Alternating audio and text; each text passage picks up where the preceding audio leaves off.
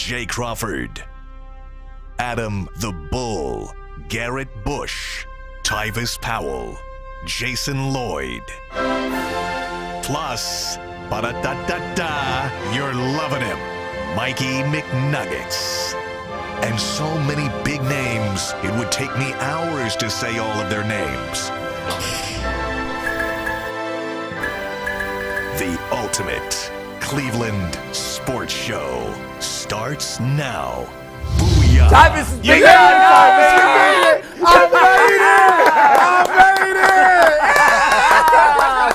it! You're big time now. Your name is literally in light. Well, it's a sad thing because I was at the top of the show. I told you I wanted to make an announcement. Yeah. The unfortunate news is that I no longer go by Tyvis. My name, I will now be referred to as Bartholomew.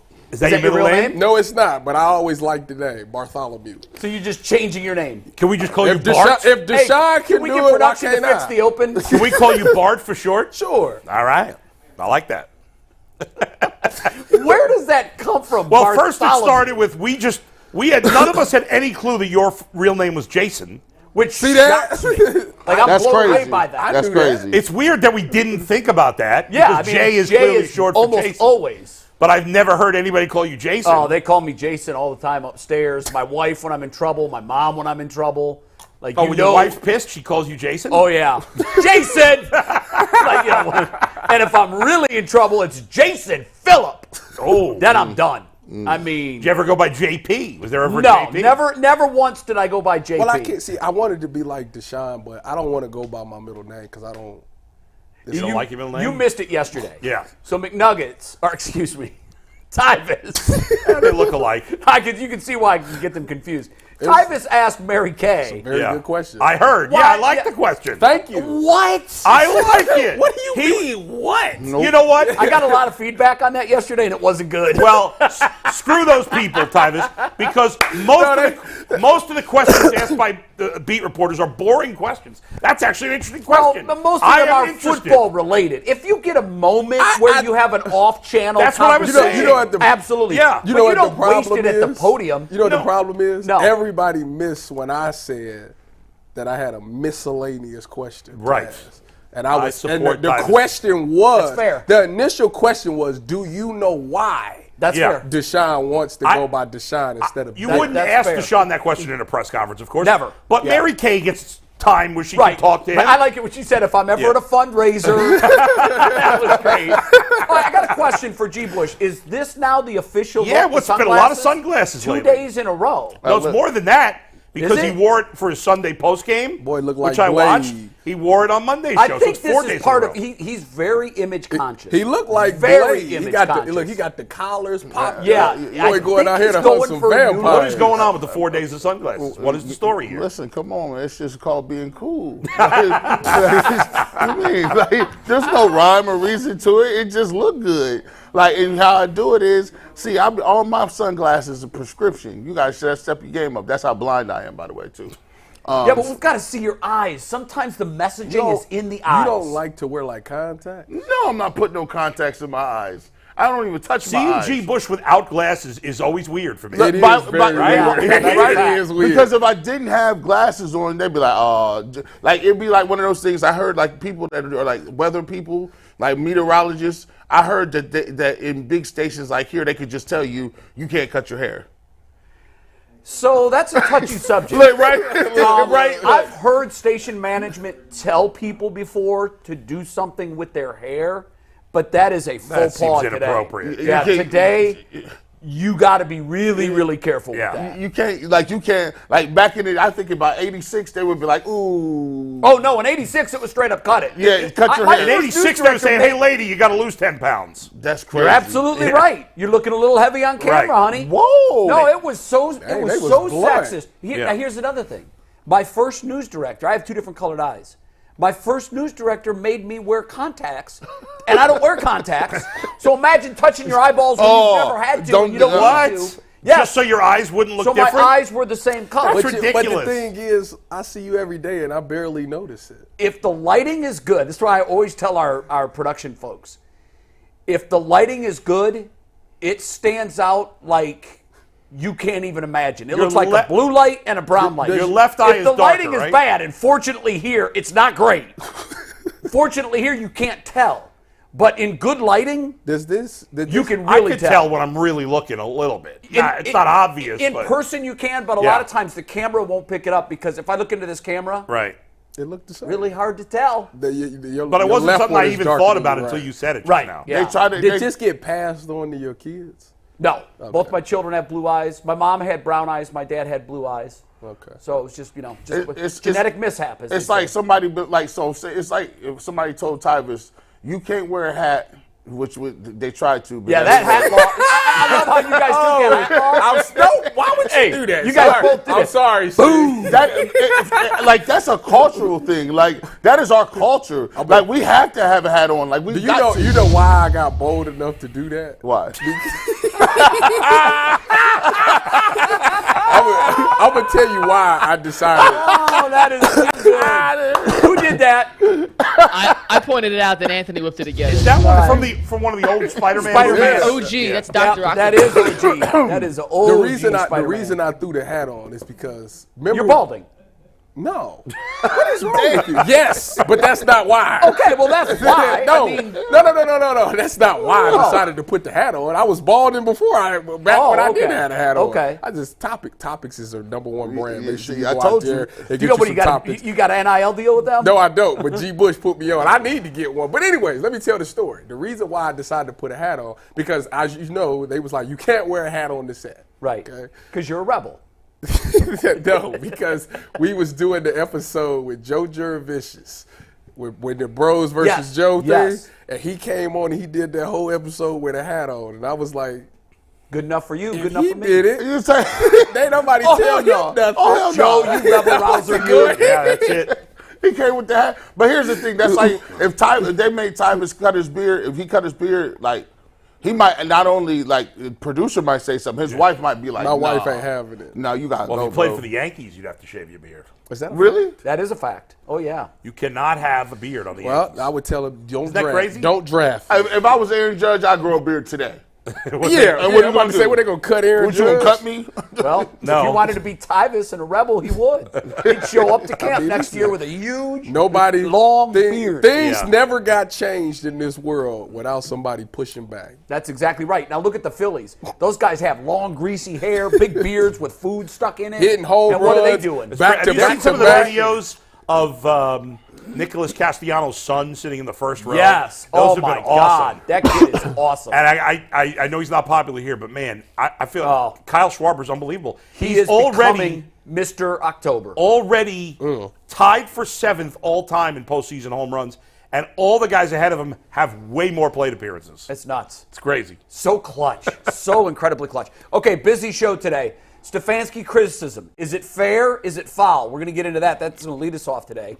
Leroy is here. Jay Stevens is here. That means we're going to talk Buckeye football. Big one. Go Bucks. Big one on the banks of the Olentangy. Yep. This is, as big as it gets so far. Michigan will be bigger if they win. But we're going to talk Ohio State, Penn State. Stop it.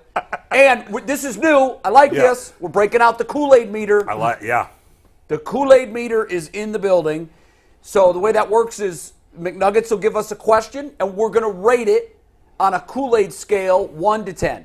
And then the other guys will say whether We've or not all we been nailed asked it or the not. question individually. Right, we all have our own Right. question. And also, big day on the show, true or false. Yeah. So, and with It is. that, Mikey I'm trying to win 2 in a row. Let's go. Yeah, that's right. Bulls Come going on, for Mike. 2 in a row should be good, but before we get into our first topic, which is whether or not Kevin Stefanski is fairly or unfairly judged, we got to remind the good people that FanDuel is an official partner of the Ultimate Cleveland Sports Show. Now, you can snap into all the NFL action this season with FanDuel, America's #1 sportsbook. Right now, new customers get up to $200 in bonus bets as long as they place a $5 bet. Win or lose, that is $200 in bonus bets for brand new customers. So if you want to bet on the Browns on FanDuel right now, they are 1.5-point favorites over the Colts this weekend.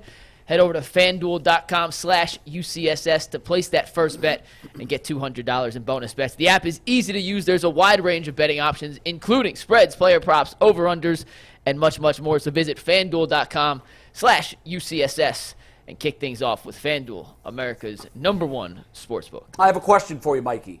Yes. I think we should ask our viewers, our many viewers, our over 30,000 subscribers, if you have a winning ticket on FanDuel, take a picture of it and send it to us. And I think we should show the biggest one every day. That's a cool idea. As a way to tell the viewers, holy cow, that guy just made $580 on a $2 bet. By the way, that's a true story. I did see a winning FanDuel ticket yesterday or the day before. $2 bet, $580. So if you use FanDuel, and I know a lot of you do, if you use FanDuel and you win, take a picture, send it to us. We'd like to show it on the Ultimate Cleveland Sports Show. We can start doing that. Why not? Why Let's not? do it. That's a good idea. All right, let's dive in with this Stefanski talk. A lot of it recently. After Baker Mayfield was moved on, especially from you, all of the attention went squarely on the head coach. Yep. Okay. Was it the quarterback? We're going to find out. Now, next up in the spotlight is the head coach. Yep. He's been taking a lot of criticism this year. My question is it fair, the amount of criticism he's been receiving? Is it justified, or is it way out of bounds? Gee, start us off, man. Go ahead. You want to start with me? Yeah, I think you're the best Stefanski critic. I started this game low. Yeah, clear it up. When someone clears their throat, I always feel like I need to clear mine. Oh, it's coming. Yeah, there it is, everybody. Listen, Stefanski, I'm the one who coined the phrase, you got 6 games. And it's not about the criticism just now. And I thought you mentioned, did a good job of mentioning that yesterday. It's about the whole overall picture. Right. It's not just today that he made some blunders or some errors. I think people don't tend to string together your whole body of work. Kevin Stefanski has looked good, but for the most part, all his good stuff happened in his first year. And you have to take into consideration that year happened during COVID. For me, I look at that with a grain of salt, because that looks like an asterisk to me. We talk about all these other things where so-and-so was hurt and this was, listen, COVID, nobody practiced, nobody played. There was nobody in the stadiums. And let's be truthful, how much pressure was it during that year? If you went 1-17, if you didn't win any games that year. That was also his first year. Right. So we had no pressure. So no pressure. Coach of the year. We give you all a pass, because you're like, well, it's COVID. People worry about their family. People were sitting down. So yeah, we didn't have no pressure on you. But you look at his consecutive years after that, not just the wins, losses. You look at the way he's handled personnel, how he's handled big stars, whether it's Odell Beckham Jr., whether it's Jarvis Landry, whether it's Baker Mayfield, whether it was Jadeveon Clowney. He has not handled the situation with his players well. And on top of that, he's had major blunders when it comes to whether or not you're going to run and pass in certain circumstances, the play calling. I mean, he's the guy who threw the ball 40 times in the worst weather that I've ever seen in Cleveland. It's Cleveland. He threw it 40 times. He brought Jacoby Brissett off the bench on 4th and 1 to throw a corner fade route. These are the things he's done. Well, not just Jacoby Brissett. He benched his franchise quarterback. Yes. Well, as he's trying to get him acclimated. We've seen acclimated. that the franchise quarterback doesn't like to do quarterback sneaks. No. I can understand that, but to throw a corner fade, I want my franchise arm doing that. On 4th and 1, you just franchise arm was playing like crap last year. I mean, but no, still your franchise guy. No, Josh Allen, Joe Burrow, they don't get taken off the field so that the guy back in the back can throw a fade route in crunch time. That is ridiculous. And a lot of people had a problem, and whether people want to diminish it or not, people had a problem with you having Jacoby Brissett and you still not giving the ball to either Nick Chubb or Kareem Hunt or running the football more than you should have, and in crucial situations where he throws interceptions. So I gave him his flowers for San Francisco. I think it's a signature win. I think he did get rid of Joe Woods, which I appreciate, but he got rid of Joe Woods a year too late. He's done some decent things, but it is fair to criticize the things that he's doing or criticize him as we go along. Just because I criticize you does not mean I don't want you to be successful. Nobody goes into a film session. Tyvus will tell you this. When you go into a film session, the reality of it is you can win 70-0. But if you got smoked and missed 4 tackles, they're going to say, Tyvus, you got smoked and missed 4 tackles. They don't care what it is. They don't say, hey, just be really nice. That ain't how we built. So we're going to talk about football. Football, you get corrected and you keep it pushing. So we'll see how it goes. But they won last week. If they come out against the Colts and he does something dumb, he can get criticized. That's football. Yeah, I think that's perfectly fair. I don't have a problem with what G said. I mean, to use his own thing against him, he says that they're playing 17 one-game seasons, so he's going to get criticized 17 times this season. I think it's just a lot of questionable things that's happening, not just with him, but within that organization. You know, firing Joe Woods was great, and he's actually the perfect person to look at. The defense is the perfect thing to look at. I mean, you get rid of Joe Woods, you bring in Jim Schwartz, y'all go from worst to first. You know, it's a different culture in there. The one constant thing is that he's still here, he's still the play caller, and the offense struggles at times. And he's supposed to be really good at, you know, getting guys open, great play caller and all these things, but it's times where it's very questionable. I just think that for him, the only criticism that I have for him is that too many times it seems to me that he tries his best to outsmart people instead of just playing the game of football and just letting the game come to him. Like, obviously you see the game, you're watching the game, and you've done it a couple of times this season where you just taking your game plan, throw it to the side, and just was like, you know what, this is what's working. Let's just continue to do this. And I've applauded you for doing that. That's what you need to do. You need to do whatever it takes to win games. It might not look the exact same way that you thought it would, but that's what happens over the course of a game. So overall, the criticism of him is just right. It's fair. Yes. Because I think what we're trying to get to here is it It's just fair. right? It's fair. Or is it getting a pass? Or is it harsh? The reason it wasn't fair for this past Sunday, now that's not fair. Well, that's but again, I think G. Bush made this point too. He's judged week to week, but there's also equity in this argument. You have to consider that. Yeah. And it's stunning to me, as we're asking this question, in New England, they're calling for Bill Belichick's job.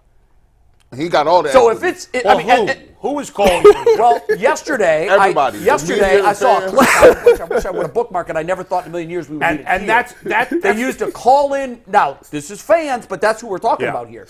There was a rip of radio callers. There were like 9 out of 10 callers in a row when talking about what New England should do said, you got to fire Bill Belichick. That's 90% of the fan base. Now, it's not scientific. It just happened to be those 9 out of 10 callers. Right. But I think the point here is, with all of his equity that he has built up, New England fans want to forget about all of that and judge him on what's happened on the field this year, and they want him out. Teddy Bruschi called for his. Teddy Bruschi. I don't want to put words in Teddy's mouth. He didn't call for his job. He's very careful how he phrased it. I'm sure because they're very close. I'm sure he did. It's time for Mr. Kraft to make a decision.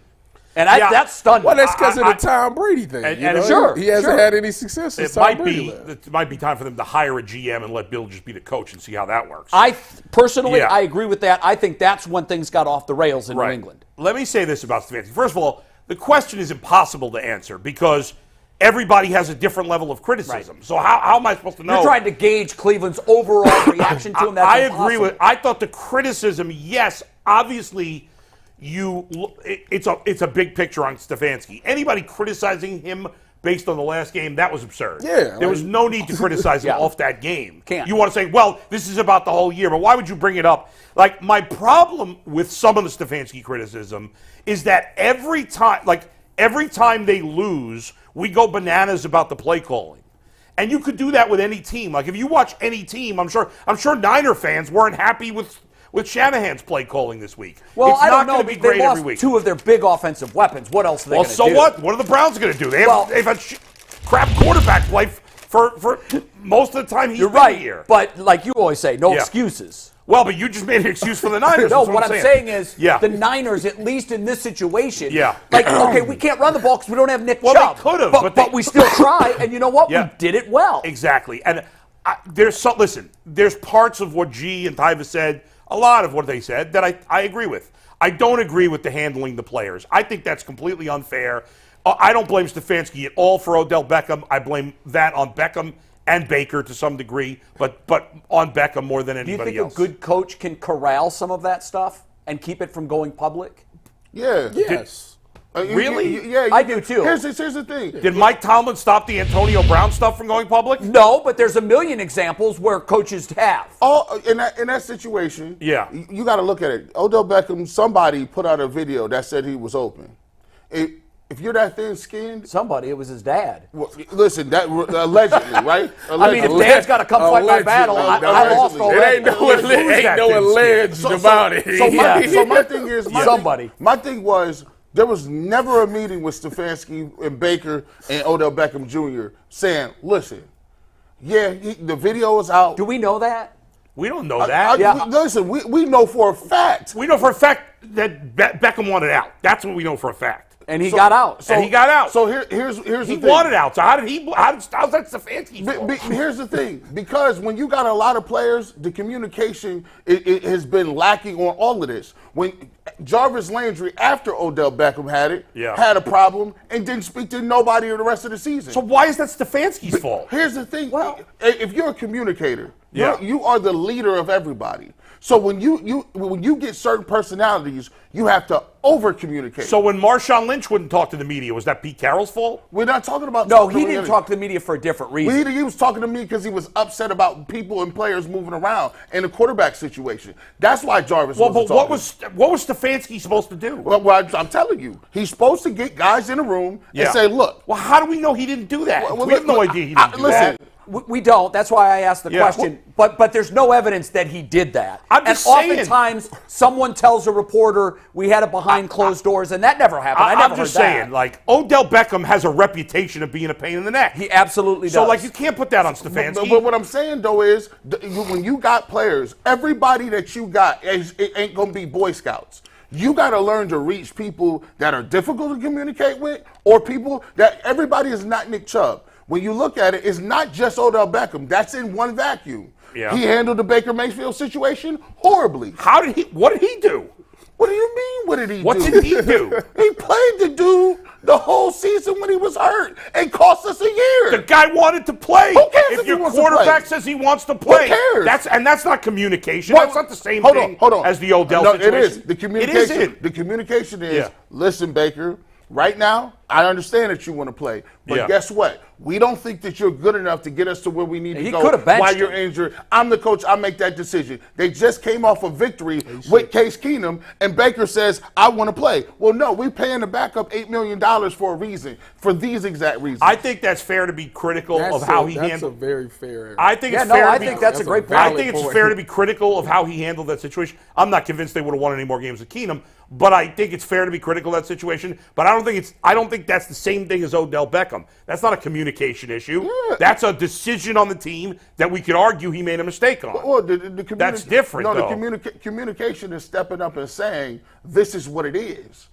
Effective communication. But that's not the same as Odell being unhappy with his role. What I want to know, and I don't know if it's a Kevin Stefanski thing or not, but I want to know, why is it that all these guys, these receivers get open and then they constantly get missed? Like, you obviously had the Odell thing. Well, isn't that the quarterback's fault? Yeah, but we've had a lot of different quarterbacks. That's what I'm saying. Like, it's like Baker did it. I'm sure Jacoby did it. He's used Deshaun 7 different quarterbacks. Am I right? Like, why is it that you can have so many quarterbacks that miss open guys all the time? Well, Tyvus, who gives, when you're looking at an offensive coordinator, who chooses what the progression is? The play caller. Okay, then. So you see what I'm saying? Hold on. Leroy's in the wings. I hadn't even finished my point. I know. I just think that the bottom line is Stefanski's been, in my opinion, big picture, has been an adequate coach. He hasn't been great. There are things that he's been criticized for, some fairly, some unfairly. Yeah. I think the play calling in general has been blown way out of proportion. I think it's an easy way to criticize a coach without really knowing if he did anything wrong or not. I do agree with that point. And we don't know. I think overall he's been decent. Is he a great coach? No. But are you going to guarantee me if you fire him, you're going to get a great coach? And right now, no, because our track record is we haven't. In fact, your track record is you're lucky you have a mediocre coach because most of the other coaches you hired were garbage. Listen, that's what I said about the quarterback situation in Baker, and you said I don't want adequate. That's a loser mentality. I need a winner. You can win with an adequate coach. You can win a Super Bowl with an adequate coach. You can't win. You can't win with a nothing quarterback. Well, I think he's average. What do you give him? The grade? I think he's average. Oh, yeah, he's average. What do you give? So I've got just a couple minutes here before we bring Leroy on, and I'll just make my points now as quickly as I can. Average, C. What's his record? 500. He's had some good moments. He's had some bad moments. It is absolutely unfair to judge him where you're calling for his job on a game that they won against a team that widely is considered one of the best in the NFL. That's dumb. Clean sweep. Everybody was with you on that. So timing is everything. Yeah. So if you were one of the callers that called into local sports shows, or you're one of our commenters in our chat room saying, he's got to go, if you're basing that on San Francisco, you've lost the argument. It's over. I'm judging him like this. It's the equity of the work. It's from the day he got in here to yesterday. That's what he's judged on. And if you look at his work in totality, he's a C. Now the question is that good enough? It wasn't for the quarterback, and Bull makes a great point. You can't win with an average quarterback. Can you win with an average coach? Well, let's go through and see who's won Super Bowls recently in the NFL. Todd Bowles. Who's won Super Bowls as head coaches recently in the NFL? Todd Bowles wasn't the head coach. Yeah, where's Todd Bowles? The head coach? No, he was not. It was Bruce Arians. Is Bruce Arians average? I consider Bruce Arians a very good offensive mind. I consider him an average coach. For me, I thought Bruce Arians was a very, very good coach. Is he a great coach? No. You always make the point. In reality, there's 4 terrible coaches. There's 4 great coaches, and then there's 20. That's what I feel. Or 24 that's in the middle. He is in the middle. I had brought up a couple of things that I tried to go back on in my memory and said, when was I standing up saying this guy isn't going to get it done? When they put Brissett in to throw that play. But here is his darkest moment, okay? The loss to the Jets. Yeah, that was You have to ask yourself, because oftentimes with a quarterback, we're going to his worst moments. What does he do in the fourth quarter? Baker is an awful fourth quarter, particularly when it's last 2 minutes and they're down a score. He is awful in that situation. So if we're going to judge our quarterback off that metric, let's judge our head coach off that metric. He's had 7 different quarterbacks.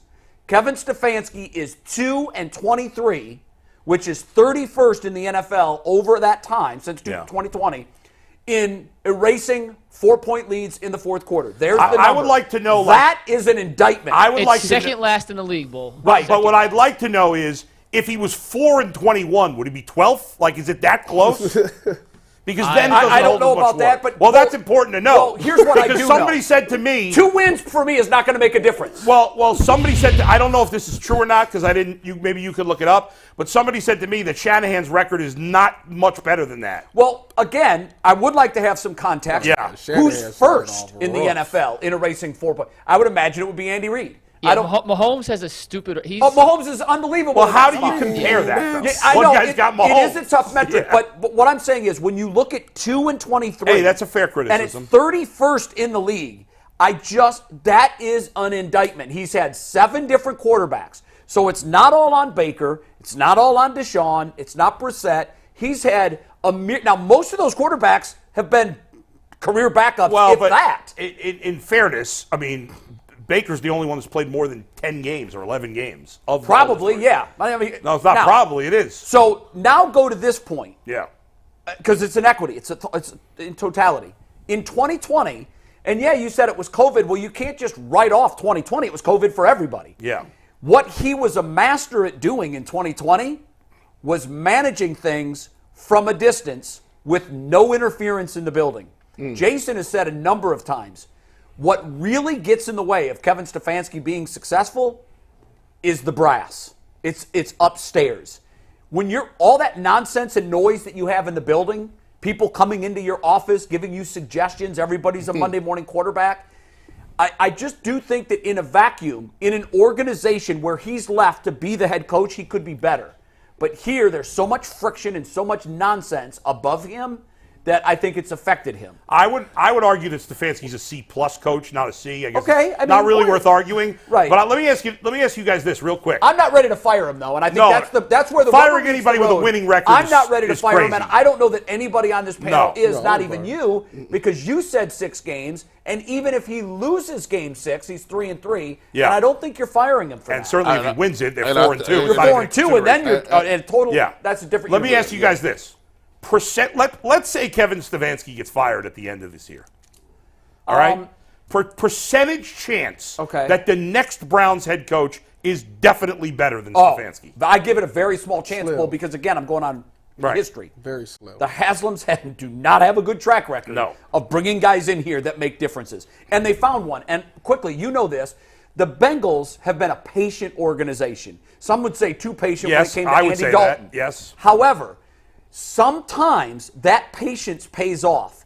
When does the light go off and all of a sudden there's clarity for the head coach? Is it year 1, 2, 3, 4? I don't know. Yeah. But if it's year 5 and you waited those first 4 years, it was worth it. Because when you hit the eject button, you're starting all over. That's right. No matter who the coach is. And that we have seen is not easy. And even with a proven head coach, many times the second time around it doesn't work. Here's the problem. We've never hired a proven head coach. Tell me the head coach we hired. Well, yeah, Mangini and Hugh Jackson. Yeah, but what kind of experience did they have? Well, they had been head coaches. Yeah, but for a minute, Hugh Jackson was 8-8 with the Raiders before he came here. Mangini had what, 1 season with the Jets? But look at some of the recycled coaches recently. They haven't done a great job. No, that's true. They haven't. Before we get Leroy, can I see that stat again about Stefanski in the fourth quarter? He's 2-23. What is Shanahan in those situations, I just Mike? want to know what So that's actually locked by True Media. They only show you the bottom 2. This right The here. Panthers. Jason has a True Media account, so I texted Jason to see. Okay, good. This ain't really fair because I need to know what the defense ranks was because they wasn't playing. Look, there's a lot of. It's the same thing like looking at Deshaun Watson's stats the year they went 4-12. Stats can be completely misleading. You can look at that stuff and say, "Well, come on, if they were scoring, the defense was still giving up stuff like what do you want? What you supposed to do?" Well, he's still responsible for that, though, Ty. I get that, but and because he kept Joe Woods at the party too long, he's really responsible. Where Leroy for that. Oh, by the way, we tripped. Bringing Leroy in here, we tripped bad as hell. You know why? Because the next coach is Jim Schwartz. What you talking about?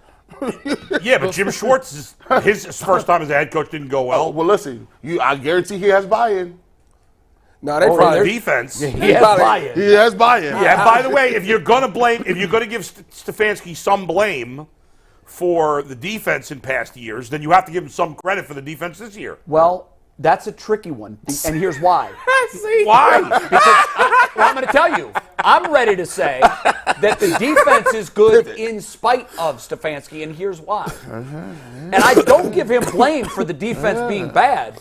I give him blame for being the last one in the room to figure out Joe Woods wasn't the answer to the question. Where is Leroy? He kept him at the party way too long. And that's on Stefanski. I would agree, but let's not make it seem like the only change they made this offseason was the coach. Leroy. Of course They not. significally upgraded the talent. They absolutely did. No, Leroy. of course they did. We're going to bring in Leroy. Before we do that, I got to get a read in real quick. Tonight, 7 o'clock, Behind the Glass, myself, Anthony, and Earl breaking down everything we've talked about today. A special new topic that we're going to hit on. How come other quarterbacks don't get criticized like Deshaun Watson, who have signed massive contracts? And I know Bull can't wait to get into that tomorrow on the show after. But 7 o'clock tonight, Behind the Glass, myself, Anthony, and Earl. Check it out on the UCSS YouTube page. And with that, Leroy, apologize for making you wait, but we are ready to bring in our fullback, the one and only Leroy Shaking Hoard. his head.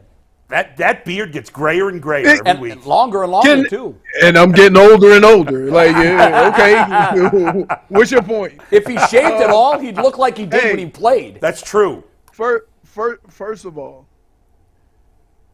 here's what I hate about stats and people that make up stats.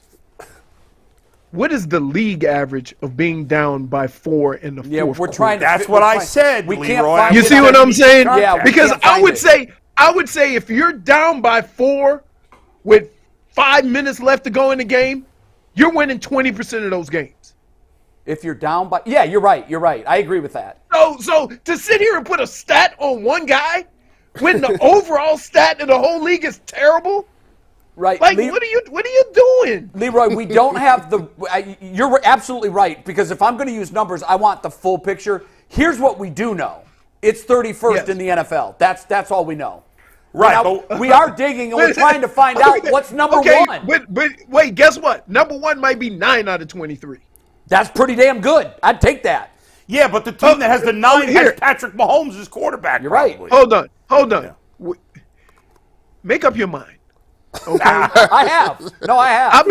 I've been doing this show with you guys for a while now, right? Okay. And we've blamed everybody for the Browns' pitfalls at times, but mostly the quarterback. And now the quarterbacks aren't here anymore, and we're just moving it on to Kevin Stefanski. The reason why you have 7 quarterbacks is because they weren't good enough. Hit him, G. So you kept changing. Any of those quarterbacks went somewhere and start balling? No. Josh Dobbs. Okay, so that's why you had 7. No, in fact, Baker Mayfield got his team looking for poise for playoffs. Here's the other thing. Yeah. Is we sitting here talking about Baker playing hurt while complaining about Deshaun Watson not.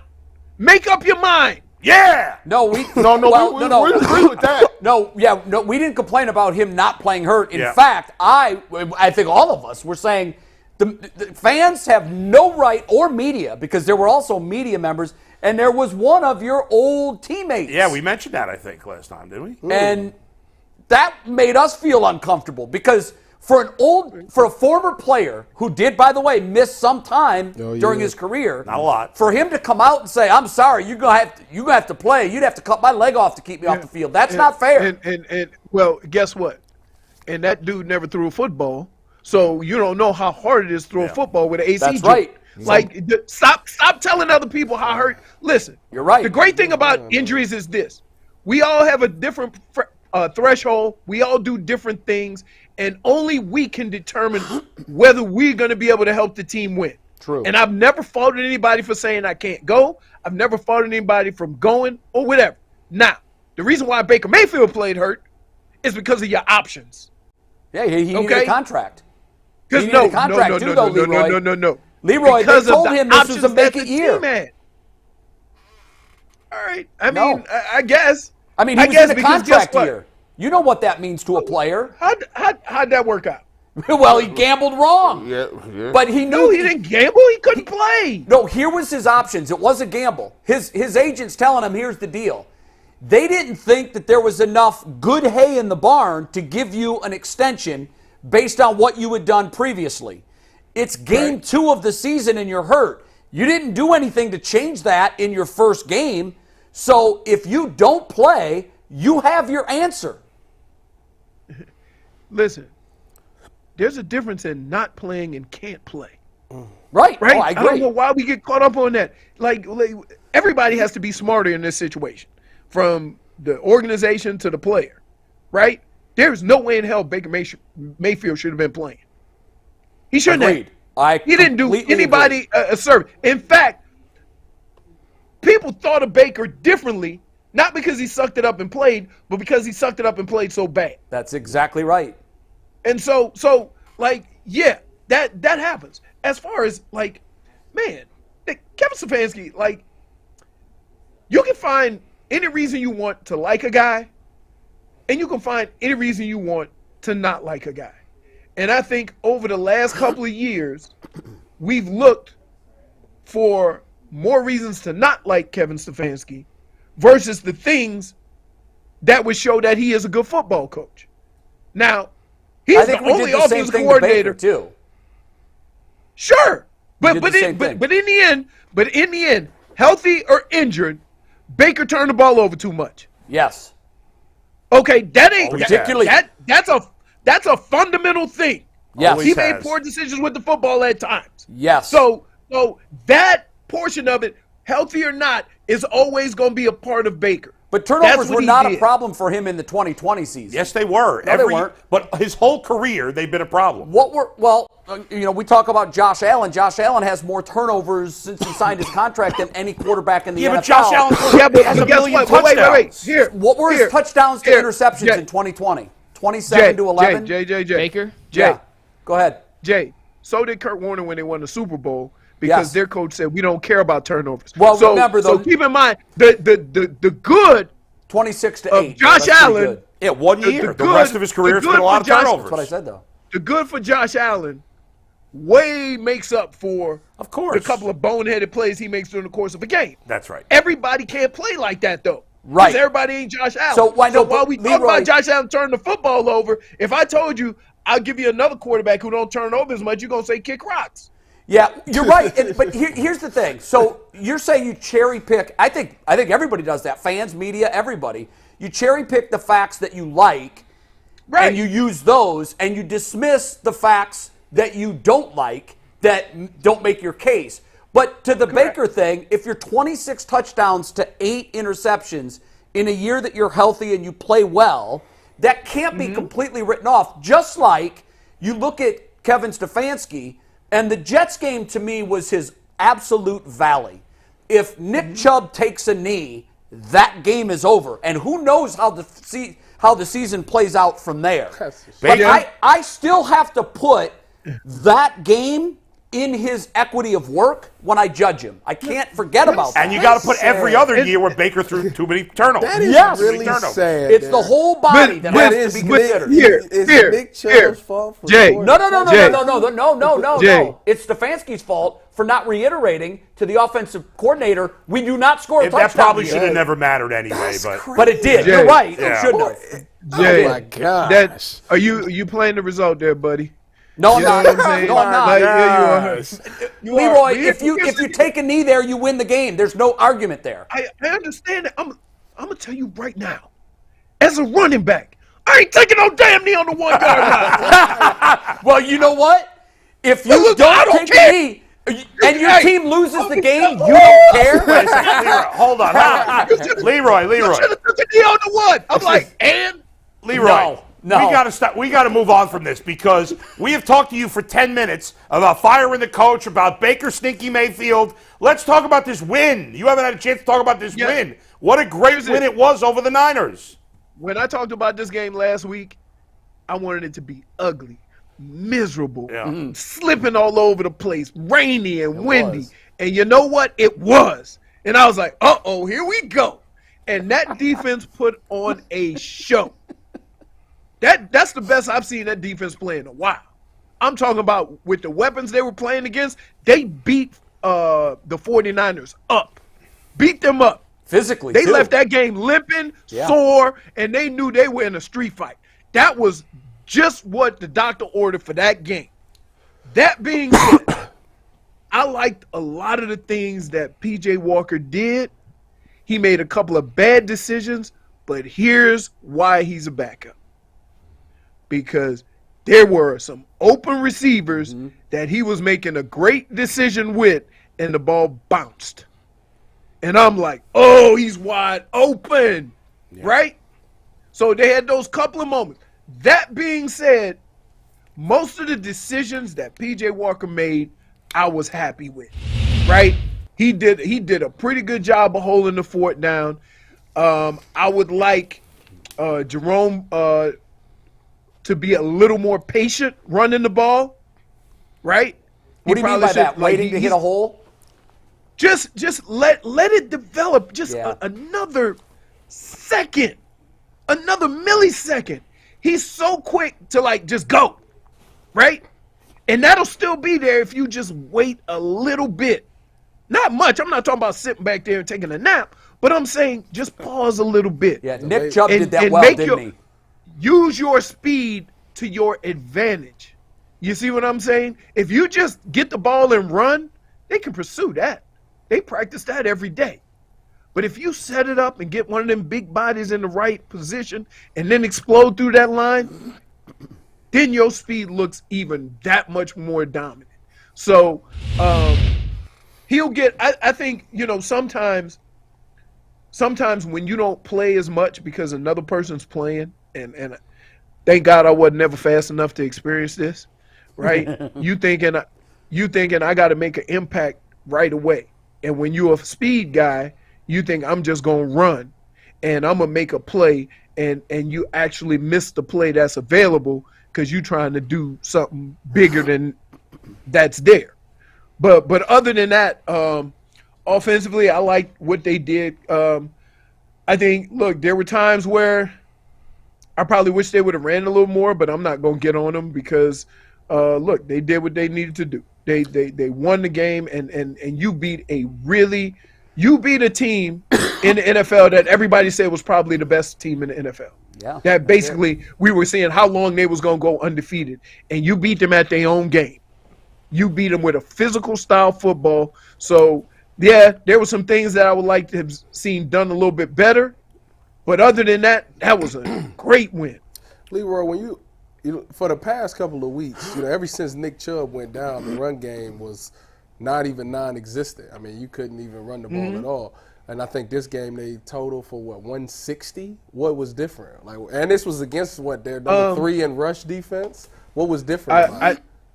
Because a lot of teams that play San Francisco say they're one of the best run teams in the league, so we gonna try to game plan around that. And the cool thing about where the Browns was they didn't necessarily have the horses to do all that. They still had to go with the basic stuff and play some physical football. The weather also helped in that. They looked like they was having a little trouble throwing that thing for a second, right? So I like, where, look, we've always said one of the strengths of this team last year, this year is that damn defensive line. Oh, my goodness.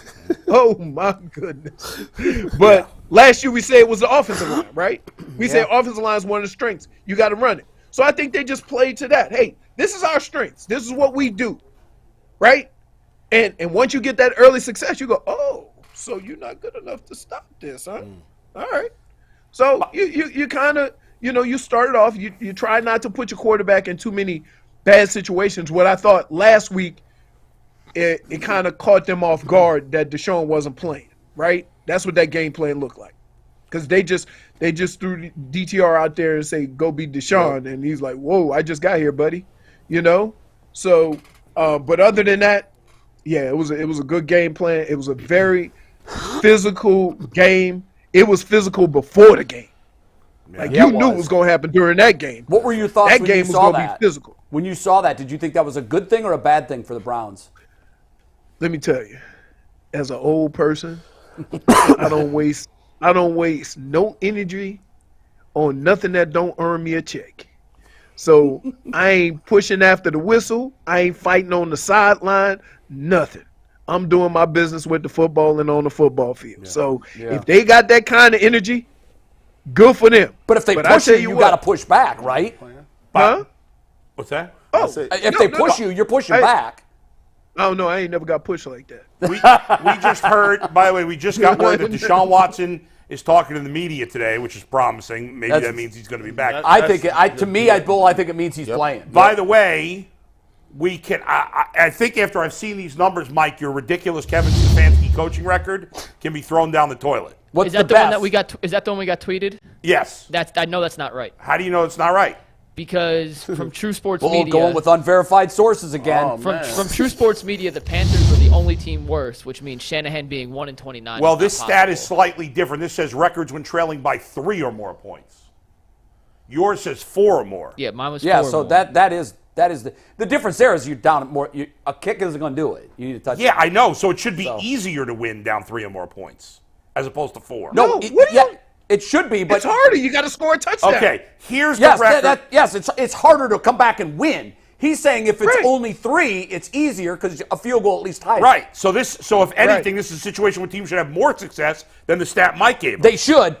Look, you can't. That's apples and oranges. We need the +4 number. Well, I'm going to give you the 3+ number. Oh. What is Stefanski +3? I don't know, but even call it the same thing. Maybe it's.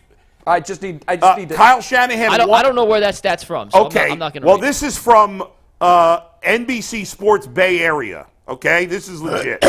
This one just for Shanahan. Kyle Shanahan down by 3 or more points after 3 quarters since 2017 is 1-30. Okay, that's not great. Fire him! Fire him! He's a bum! No. Get rid of him! And by the way, get rid of him! He's a bum! The discussion about firing a coach doesn't come down to one piece of evidence. It's the body of work. And for the body of work, he's been a C. He's been an average. He's had some great moments. Right, but you said that was an indictment. Isn't this an indictment on Shanahan? Sure. Yes, you're absolutely right. It is. But Shanahan can also say that I've been to the Super Bowl. He can. Facts. Jay. Sure. Yes, go ahead. That's Wait, true. hold on. Here's the One deal. sec, Leroy, one sec. Here's the deal. Bull, Jimmy Garoppolo has 6 fourth-quarter comebacks and game-winning drives in his San Francisco They might have career. been down 1 or 2. Or they might have been tied. See, right now what we're doing is we're apples and oranging it. Yeah, good I'm point. giving you the stat from NBC So here's Sports, the deal. Mike. Go ahead. Here's the deal. So This is So we can take all these crazy numbers, but I would say this. You know what the sign of a bad fan base is? A bad organization. They all have the same trait: impatience. Right? Yeah. Cleveland Cleveland will always be known as the team that fired a 6-time Super Bowl winning coach for whatever reason. No, that's not true. Baltimore fired him. No, he never made the move to Baltimore, No, though. he never made the move to Baltimore. But they were leaving. The Browns. I know, but that's a semantics argument. The decision was made for them. He's not going to Baltimore. Here's the other thing. You look at the more successful organizations in the league. One of the things I can't stand Pittsburgh, but one of the things I admire about them is that they pick a coach and they stick with the damn coach. Couldn't agree more. Patience. Okay, Patience. So while we sitting here nitpicking about Kevin Stefanski, what else you gonna get? And look what we've had before him. There's no question he's better than the whole lot of them. So in fairness, Dallas has been patient with their coaches. Yeah, They but haven't won now anything. wait a minute. So Leroy, Dallas, Jerry Jones fired Tom Landry and Jimmy Johnson. Art Modell fired Paul Brown and Bill Belichick. So it almost is. And then you look at the Steelers, who've had 3 head coaches in my lifetime. I'm old. Right. They've had 3 head coaches. Now, part of that, though, Leroy, is they get it right. They're not hiring Mike Patton. Yeah, but the Cowboys have been patient. I know Pittsburgh fans wanted to fire their coach a bunch of times. Yes, they have. He hasn't won a playoff game in 7 years. And the Steelers, you know what the Steelers organization say? This is our guy. Deal with it. Yep, that's it. Done. Not a discussion. Right. You're right. So all fan bases feel that way as soon as their coach goes a little sideways. Leroy, they're calling for Bill Belichick's head in New England. Hold on. I completely disagree. lick your lips. Let me get my lips together. Are they ashy? I mean, I've been over here just foaming at the mouth trying to get in this conversation. I couldn't even get my money off. But here's the thing. Y'all wrong on this. When you talk about patience, ain't nobody in Cleveland trying to hear no patience. We've been patient for 70 years. No, that ain't got nothing to do with Kevin Stefanski. Let me give you this real quick. When the Jacksonville Jaguars can have Urban Meyer and go 1 or something, they changed their coach. They changed their coach. Pick another example. Then go to the playoffs. Nobody wants to hear patience. When the Bengals can get a receiver, have a terrible offensive line, and go to the Super Bowl, we ain't trying to hear none of that. Get your stuff together today. I like to win. I like what they've been doing, but you can't practice patience, and people been dying and going to the graves waiting on the Browns for years. Bush. But here's the deal. That Cincinnati situation, is that on the coaches or you got lucky with the draft? Fact. Yeah, see what I'm saying? You got a life altering quarterback and a stud receiver back-to-back years. That trumps a bad coach. We was hoping we had one. We was hoping. We thought we had one. We thought we had one. Woo-hoo. We thought you had one with Baker. This thing was set up. No. Well, where's the Jamar Chase? Well, listen. Well, they had Landry and they had Odell come Beckham. on, Baker, I've been trying to get Baker was never going to be Joe Burrow. So look, the clock says we got to move. No, you're right. The clock says we got to move. Before we do, I want to read one thing to you. Time 4:26. Date Sunday. Text Tyvis Powell. Oh, now this is right before the missed field goal. Whoa! Oh, yeah, no, you sent me a text. You sent me a text. Dry stitching. It's time stamp. It's time stamp. 4:26 p.m. Sunday. Text Tyvis Powell. Oh, we got this. This Michigan kicker about to blow it. What do you got to say to that, Leroy? Yeah. That's true. Hey, Hook 'em don't y'all play Penn State this week? Yeah, we Don't do. y'all play Penn State this week? Easy. Yes. That's easy money. Go close. I'm gonna tell you like this. Easy money. Don't be talking all that trash. Go out Penn State lose now. It's first of all, they coming to us. I thought that. We'll see you next week, brother. Do not talk all this trash. Notice and then how let me see on Saturday he night. turned that Jake Moody and y'all lost into to Penn State. Hey. Oh, we ain't losing. What We'll see Jake you Moody in do? November. Hook 'em horns. We'll see you in November. Jake Moody, baby, and the great Leroy Hoard. Leroy, we'll see you next week. We will see you next week. We have the stats. I don't know what they say, but We do. We now have oranges to oranges. All right, what we got? Before we do that, I Okay. need to remind the people that at 12:30 to 1 on Friday, we go from YouTube to WKYC TV. 30 minutes, brand new Browns Colts content. You can't find it anywhere else but Channel 3. Funny every time. So make sure you guys tune in to WKYC on Fridays, 12:30 to 1. Hang out with us. Let's have some fun. Absolutely. So shout out to Jason Lloyd, who has a subscription to True Media, and he got us the exact list of teams. What is the best? What's the best one? Well, it is Kansas City, and this might be the best Patrick Mahomes stat in the history of Patrick Mahomes stats. Undefeated. Since the year 2000. He hasn't lost many. Since the year 2000. 2000. 2020, sorry. 2020. I was about to 2020. say, you wasn't The year playing. 2020. Games in which they have entered the fourth quarter trailing by 4 or more points. Right.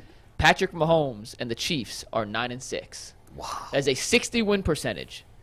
Second place in the Under NFL. 500. No, that's over second. Oh, I'm second saying place. second place is Second like, yes, place. under Yeah. 500. A 27-win percentage, the Pittsburgh Steelers. Wow. That's What is their amazing. record? The Pittsburgh Steelers record in those situations are 8-21. Wow. 8-21. The league average for the record, if you average all 32 teams out, I bet it would be 25%. Lower is than 4-24. So not percentage, but the average. So that's Stefanski- 16.6%. Stefanski's 2-23. The league average is 4-24. So everybody's So it's pretty close to the 17%. same. 17%. So to me, it's a meaningless stat Well, outside of the Chiefs. So there's a huge drop-off, obviously. Yes. But give me the last 5. So it's teams you would expect, and then San Francisco. So San Francisco is in that category. The Carolina Panthers are 0-35. Oh, my goodness. Yep. San Francisco is 1-20. So that was Could be correct. worse, Jay. But Was better correct. better than the Browns. No. No, That's not not anymore. better. So how are the Browns 31st? They're not. Well, they weren't. Huh? When they were 1-21, Oh, because they won. they won. To They have now. 23. They've now improved. Right, yes. got it. I got it. So San Francisco 1-20. Houston, by the way, Cleveland's moved up to 27th. At 2-23, they're now 27th. Good. That's progress. Going in Houston the right direction. 2-37. New England 2-29. Jacksonville 3-38. And then Cleveland at 2-24 for a 0.77. Where's Cincinnati, percentage. just out of curiosity? Cincinnati on that list is number 11, 5-23. Yeah, because Burrow's had a number of nice fourth quarter comebacks in his the time top here. 5, real quick. So you have Kansas City, Yep. Pittsburgh, Buffalo, Baltimore, Tennessee. We'll round out the top 10 real quick. Vegas, Tampa Bay, which was all Tom Brady. Yeah. Minnesota, Washington, and the Packers. And then you have Cincinnati, Dallas, the Giants, Lions, and Miami. So rounding out the there's top no 15. indictment on the coaches There's there. a It's real mixed bag. big log jam. I mean, in truth, let's face it, if you're down 4 in the fourth quarter, you're unless it's early in the fourth quarter, you're by and large you're Unless expected you have to lose those games. Unless you have Patrick Mahomes, you're going to lose. Or Tom Brady. Yeah. Essentially, I mean- that is what it says. Oh, I Yeah. didn't mean to hit that. Sorry. Whoops. Yeah. Well, I'm going to do a read real quick because I didn't mean to hit it, so I might as well Yeah. finish the read. Guys, if you need a sports book to get into, you might as well check out FanDuel. There is no better sportsbook on the market. You can snap into all the NFL action this season with FanDuel. It is America's #1 sportsbook. That is undisputed. I can verify. I use it all the time. The interface is so easy to use. They have bets on everything from spreads, player props, over-unders, and much, much more. And you can get up to $200 in bonus bets guaranteed when you place a $5 bet. Wow. That is $200 in bonus bets, win or lose. So make sure you visit FanDuel.com/UCSS to kick off the NFL season. FanDuel, an official partner of the NFL, an official partner of the Ultimate Cleveland Sports Show. Where else can you turn $5 into $200? Go try to get that exchange at the bank, at the restaurant, anywhere. And can I make a suggestion or a request? Can we please take that 2-23 off of the Kevin Stefanski graphic? Yep. I don't think it's fair, especially now that we've been given the proper context, because Kyle Shanahan is even worse. Yep. And nobody's asking, can we fire Kyle Shanahan? Right. And one of the best. So let's take that off of there. Literally I don't think Shanahan that's fair. by beating him in that fashion. And I just don't think it's fair on a bio card to put a stat that doesn't have the proper context, and nobody has, outside of Andy Reid, nobody's won more games than they've lost. Right, the Raiders are near the top, and they've been a terrible franchise. Awful. So I just think it would be fair to take that off. By the way, else is gone. And I apologize, by the way, for being so critical of him in that situation. That was wrong. Everybody's awful. You know what? That's why I like you. It's not many people that get up in front of the camera and say, you know what, I was wrong, and I apologize. But you're a big man. I like you. Listen, if I feel I'm wrong, way to go, Jason. Which is very, very, very rare. Way to go, Jason. By the way, if I feel I was wrong, I owe it to the audience. According to the FanDuel sportsbook, the Browns have gone up to a 2.5-point favorite on the Colts. I'm going to guess. Do you think that's good? Do you think it's fair? Throw a parlay. I do because I do too. I think that's Now I'm going to guess it because it was 1.5 when I did the first read bowl, and since I did the first read, Deshaun Watson was scheduled to speak to the media. Yes, and I bet you that's why it's going to creep. Yep, that moved the. We've seen the Browns line creep the other way as it's looked like Watson was not going to play. Right. If we find out today he's going to play, they're going to shoot up. It'll be 4.5 or 5. If that's the case, get in now. Put a parlay. Yes, jump on that bet. Get in now when it's under 3. I'm taking it right now. Actually, I'm going on FanDuel right now, and I'm locking this in. Because to get it under 3, take the under on Gardner Minshew and passing because this secondary is unbelievable. You're right. Take the over on Amari Cooper on the pass. I have no idea. I haven't looked it up. Take the under. I think you're right, unless it's like 120 or something. But and take whatever the sacks is. Take the over. I'm jumping on the Browns at 2.5 because, and let's talk about that news, Bull. Yeah. To me, there's no question. You're not putting him out there because of the mixed messaging. Right. And it's been all over the board. You're not putting him out there to talk to the media unless you are 99.9% sure he's a go. I mean, that's the only thing that makes sense to me. I hope we're not just conning ourselves to believe that. He didn't talk last week and he didn't play. The only thing I can possibly think of if he's saying, hey, if he's just going to explain what's happened the last couple of weeks, hey, I can't go. I'm going to come back when I can. But right. I guess that's possible. What time is that? What time is he talking? Mike, do we know? I have actually not seen the schedule. The Browns haven't tweeted it out yet. You know why? Wait, I got an email, I think. You know why he coming back? I already know why. Go ahead. He doesn't want to miss out on this party. Man, he seen that atmosphere last game. He wants. I gotta get back out there. He wants a piece of it. Get back out there. You know what it is. I can't keep missing this. There's nothing worse than losing. But other than losing, what sucks the most is watching your teammates celebrate a win that you had nothing to do with. I'm telling you. And then on top of that. Because of validation. On top of that, though, I guess I'm not as important as I thought. Ratings have never been better, Joe. Exactly. But on top of all of that, though, as a QB, like he got to sit back because as a QB, you so locked into the game that you don't really get a chance to sit back and pay attention. But he was a spectator. And he like, man, this defense is really like that. So if I just get it together offensively, he's talking who's stopping He's us? talking right now. Is he really? Open locker room from the email that I got from the Browns is 11:50. Right. I haven't seen any tweets or anyone put out anything besides. Well, sometimes they're a little bit late. Sometimes it might that 11:50, but I would keep an eye out on Browns media because also. Dustin Hopkins, the AFC Special Teams Player of the Week. Hey! All he does is hit 50-yard field goals. He's only missed 2 field goals, right? I think 1. I thought it was 2. I thought he missed 1 this past week and then 1 Maybe. He's missed 2 in the season now. But he's hit a 40-yarder in 4 straight games. Yeah. He's been very, and that's very the Browns' record. Yeah. Not even Phil very, Dawson very did good. that. He been out here. He been kicking the rock. It's been going straight down the middle. And by the way, that's a new stat too. We coined a new stat. The 50 plus? The straight down the middle. We don't like. I know. We don't like no deviation. If it ain't down the middle, that's how you know you got a solid kicker. Hey, you know what would be great if the NFL ever goes to this? They have a radar beam on the crossbar that shoots up. They should have. And you get more points if it's directly down the middle, and if it just barely sneaks in, you get less points. You know what? You get a 4th point for So perfectly you down get the middle. 4 if it's right over the middle. You get 3 if it's within a margin of like a foot. Yeah. Speaking and of if which, it barely hits, if it just misses the upright, you get 1. why? By the way, why do we that. not have technology at this point? I know. Where we know for sure if it's a first down. Where we know for sure if it hits the goal line. They have it in soccer. How is that not in the bowl? I don't know How have we not because figured soccer that out yet? has it where on an offsides call, VAR. it's no more is it a guess or even a look on replay. Right. You can see where the ball is and there's technology that spots it. I don't know how we don't have that in football. I don't either. Because they don't want people talk about accuracy, right? Yeah. The same reason that there's no robots calling balls and strikes. No, the reason there's no robots calling balls and strikes is they haven't perfected that yet. That's a lot more complicated than a football being, inbounds or out of bounds, something like that. I feel like they want the human aspect to it because they feel like they're humans. Yeah, but I saw the human aspect on that bad spot and then that bad measurement and then that bad this right There's here. never been, because it swings 2 ways though. For every bad human element, another fan base is happy that was a bad human. That's true. Right?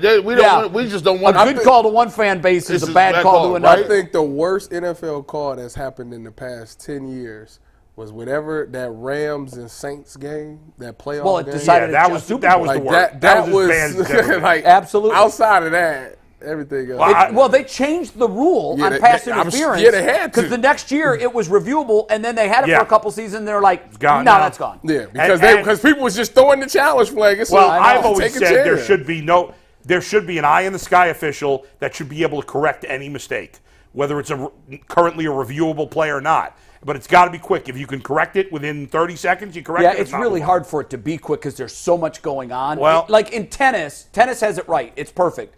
If you've been to a big tennis match in but real that's easy time, with tennis. they put it up on the screen, and within 2 seconds of the point being over, you're like, oh, no, that was out. Yeah. And there's no challenge. There's no nothing. The video never lies. The technology doesn't lie. When that little shadowy ball they showed on Yeah, the screen. by the way, before You're we get to DPJ and before we get to Kool-Aid meter. the latest on Watson and Kool-Aid meter as well, another part of the reason Watson may want to come back is you're not facing the Ravens defense, you're not facing the Niners defense, you're facing the Colts this week. You're right. Colts are not a very good He defense. wants a piece of that. We got to talk about that tomorrow. Yeah. Don't worry. They've given up a 100-yard receiver in 4 of their 6 games this season. All right, Right. so Speaking DPJ's of up for a big game receivers, then. DPJ is about to go off. Well, hopefully he just gets found. He has been a Yeah. non-existent factor in the Browns' offense this season. And my question to you guys, he had almost 900 yards, 3 touchdowns last year. What has happened? Where's the production? Where's he been? I think this conversation is insane to me. How were Donovan Peoples-Jones was a 6th-round pick who has overachieved his entire career.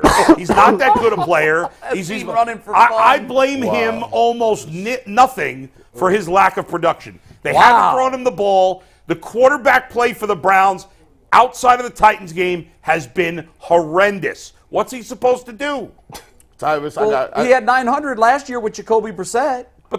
But Jacoby, first of all, that's a whole season. This has been 5 games so far. What's he averaging a game? Would you not agree that the quarterback play has been horrendous outside of the Titans? He's on pace to have less than 300 yards. Well, that doesn't mean he's going to have less. No, it does not. Why is it his fault if they're not throwing him the ball? Is he wide open? He has been at times. Tell me, because he hasn't been open at all. All 22 I've seen, he's not. No. There are receivers that are wide open, but it hasn't been him. But that's been his thing. When did it become we only that's throw his to thing? He receivers doesn't if they're get wide open? No, he's always had a separation problem. Like He's a 6th-round pick for a reason. Bull, at some I point. agree. Are No, we I really- get what you Do said. you blame DPJ for him having this bad of numbers? Wait a They minute. haven't thrown him the ball.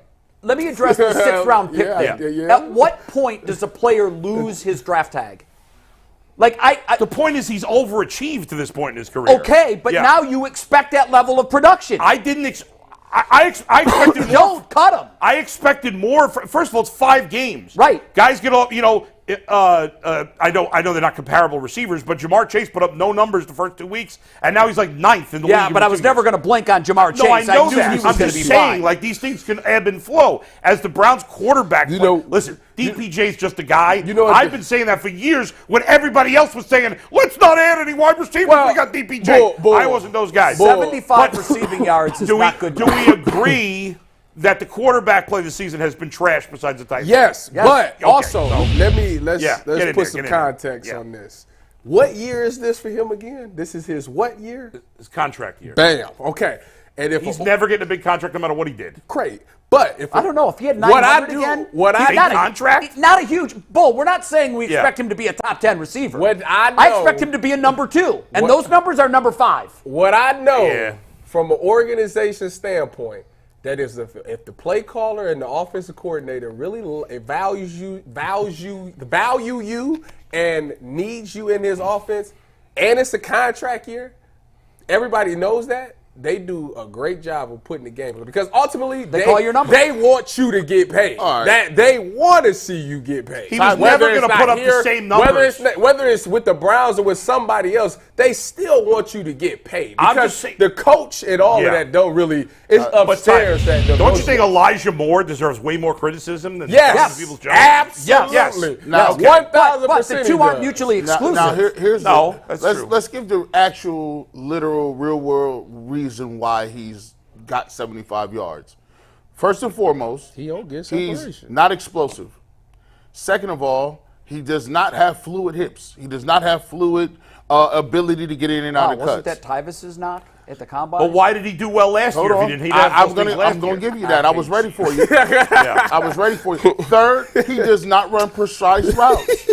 He does not. And fourth, he gets no separation. None of them. So Except if you can't do all of those core things as a receiver, you're not going to appear open at all. So you're not going that way. And the reason he got those yards last year is because of this. Receivers who can utilize play action is a cheat code. When you hand the ball off to Nick Chubb 100 times, defenses come up, they're going to play the run, and now that play action, there's no linebackers dropping. Now you might get off coverage. Now you can sit down in the void of a zone. It's an easier throw. No. His favorite route is the dig route. They bite and play action. That means the hook droppers have came up, and now you can hit that 10 to 12-yard dig window because nobody's there. Well, but if the run game is not there, and we don't that's fear exactly nobody, what G's saying, then we though. backing up. I'm just explaining. His number one route is He put the dig. sauce He put the Big Mac sauce on it. Yeah. Like The he number just- one route that he was effective is the dig route. Listen, Donovan Peoples-Jones has been terrible. The quarterback play has been terrible. Elijah Moore was acquired to be the number 2 receiver. Yes. He was drafted in the second round. Well, he's right, but that's another conversation. This is the amount of yards that Elijah Moore is on pace for. 568 yards. Bull, nobody's arguing with that. That's a problem too. Why can't For this both of them be conversation, right? it was DPJ. I'm fine, but why did we bring up DPJ before we bring up Elijah Moore? I Because don't understand that. one is a contract year. A lot of reasons too. And he was one of your How returning many top yards did he have receivers. last year? How many did Elijah Moore have last year? 300. Elijah Moore had nothing last year. Okay, so I mean, The Browns skipped out on D-Hop for him. And that was stupid, and I said that was stupid. That's why it's a topic of conversation. I'm just saying there's a lot that goes into it. First of all, he was never going to get as many targets because they brought in Elijah Moore. Well, he could take them now because it ain't like Elijah Moore ain't getting no targets. Well, Elijah Moore's getting targets. He is. not a lot. Reverse How many targets does he have? 36. 36. In 5 games, that's Over 7 a game. That's a lot. 7 a game. 7 a game. That's a lot of targets. What is again? If you're 16, open, he gets you're going to 16 be targeted. in 5 games. I haven't seen not every open. play on the All-22 as you have, but the All-22s that I've watched and I've focused on him, I'm like, hell, no wonder he doesn't have any catches. He's covered like a blanket every play. 3 targets a game. Bro, he got a turtleneck on, a blanket, a Well, jersey, it's not like and a he pair had of great khakis. separation last year. But he still had 9 yards. He covered head to That's toe. the point. Well, That is the point. No, the point is the passing game's been awful. That's the point. one touchdown. Even in the best in 5 passing games. game, the Tennessee game, what did he have? I don't know. What was his best Probably had game? one catch. Donovan DPJ. Peoples-Jones? I mean, hell, he's got 75 receiving yards in 5 games. He probably got it in one. This year, his game logs look like this. Against San Francisco, 1 target, 0 catches.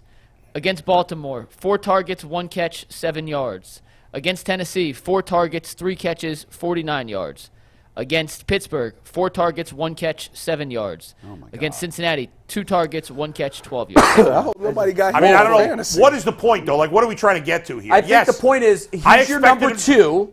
He's not. He wasn't supposed to be. Well, I don't know that Elijah Moore hasn't done much. I mean, We don't have- statistically, it is Elijah Moore. We don't have- But still, here's what the overall topic is. It's a passing league. We all know that. Your wide receiving core through 5 games has caught 1 touchdown. It is overall, it's a huge indictment of the wide receiver room. But he is a guy who produced last year at a decent enough level that it's not unreasonable to think that he come back with 750 yards. I think he has 75. I know, but he could still get to 750. I don't think he will. I hope he does. I think we knew that. We all Yeah. voiced our concern back when we was talking about the D-Hop thing. We all said that the only person that's guaranteed is Amari Cooper. Everybody else is a coin flip. But They all They're are all guys. not but doing back it. But there were people here that were going nuts about Elijah Moore. If you mention, Which I never understood. If you mention, Yeah, and I never understood it. If you mention And Earl. DPJs, if you Wait mention a minute. DPJs, or if you say DPJ in the summer, people was, oh, he's great. Don't you listen? You guys are way off never said target for DPJ. And I'm like, listen, he's a fine guy. He's a fine receiver. He's serviceable. He's a professional receiver. But let's not. He's not a number 2. Did anybody really think of him as a number 2? Wait a minute. Can I get the camera, Steve? Because I need to address something. Because bull. Now, just recently, here about 10 minutes ago, I complimented Jason for coming to the camera and admitting that he was wrong. And I want to take this time out to say that I may have been misled a little bit about Elijah Moore. Yeah, You drank the Kool-Aid on Elijah Moore. he had the propaganda out and everything. It ain't too late. Who's to say he don't come out and get 750 yards? Hey, anything's possible. Bro, listen. But based on what I've seen so far, it is highly He unlikely. runs like he got a refrigerator on his back. No, Hey, that guys. man is out here running a 4.72. I would just trust say me, it don't look good. And I he would ain't just got say- no burst. I think in the end, the quarterback play overall is more to blame, in my opinion, than the receivers. Let's pump the brakes on it until we see the next 5 games with Deshaun Watson. I may have been. So here's what we do. This is season fair. about to be over. We'll come back and No, revisit. no. only week Here's 2. the thing. Here's the thing. We know what he's been with 3 quarterbacks through 5 games. Okay. Not good. If Deshaun Watson is healthy for the next 5 games, let's revisit this after our 10th game, and we'll say, wow, look at him with Deshaun Watson. For the last 5 games, he's got 300 receiving yards. I don't expect that, Let me ask you this. but let's try it. By the way, our guy Brad Stainbrook said that keep an eye on DPJ getting traded. Who's going to want him? I'll have to By the way, he also was supposed to bring to the Baggage. table punt return skills. Hey, How's that worked out for and him? by the way, He's already lost that Hey, job. where's this return game at? He's lost the job. Darden's the guy now. He's a terrible return guy. And listen, I have no hopes for DPJ really the rest of the season. Right. I'm just saying, I just think a lot of this is on the quarterback, the way they played. All right, we gotta go to Mikey for a read. I don't think we ever We gonna got a get quick DPJ read, then on we the got the show. Kool-Aid meter at the barbershop No. tomorrow on Thursday, 3 to 4 p.m. Make sure you Safe check out bet. G. Bush on the barbershop on the UCSS channel. Always entertaining. G. Bush gets out free stuff left and right. Make sure you guys check it out. Guys, I got this. It is not a guarantee that Deshaun Watson's going to play. He has just started talking. Scott Petrak just tweeted, Browns Deshaun Watson says there's a chance he could play Sunday, but still depends on rehab.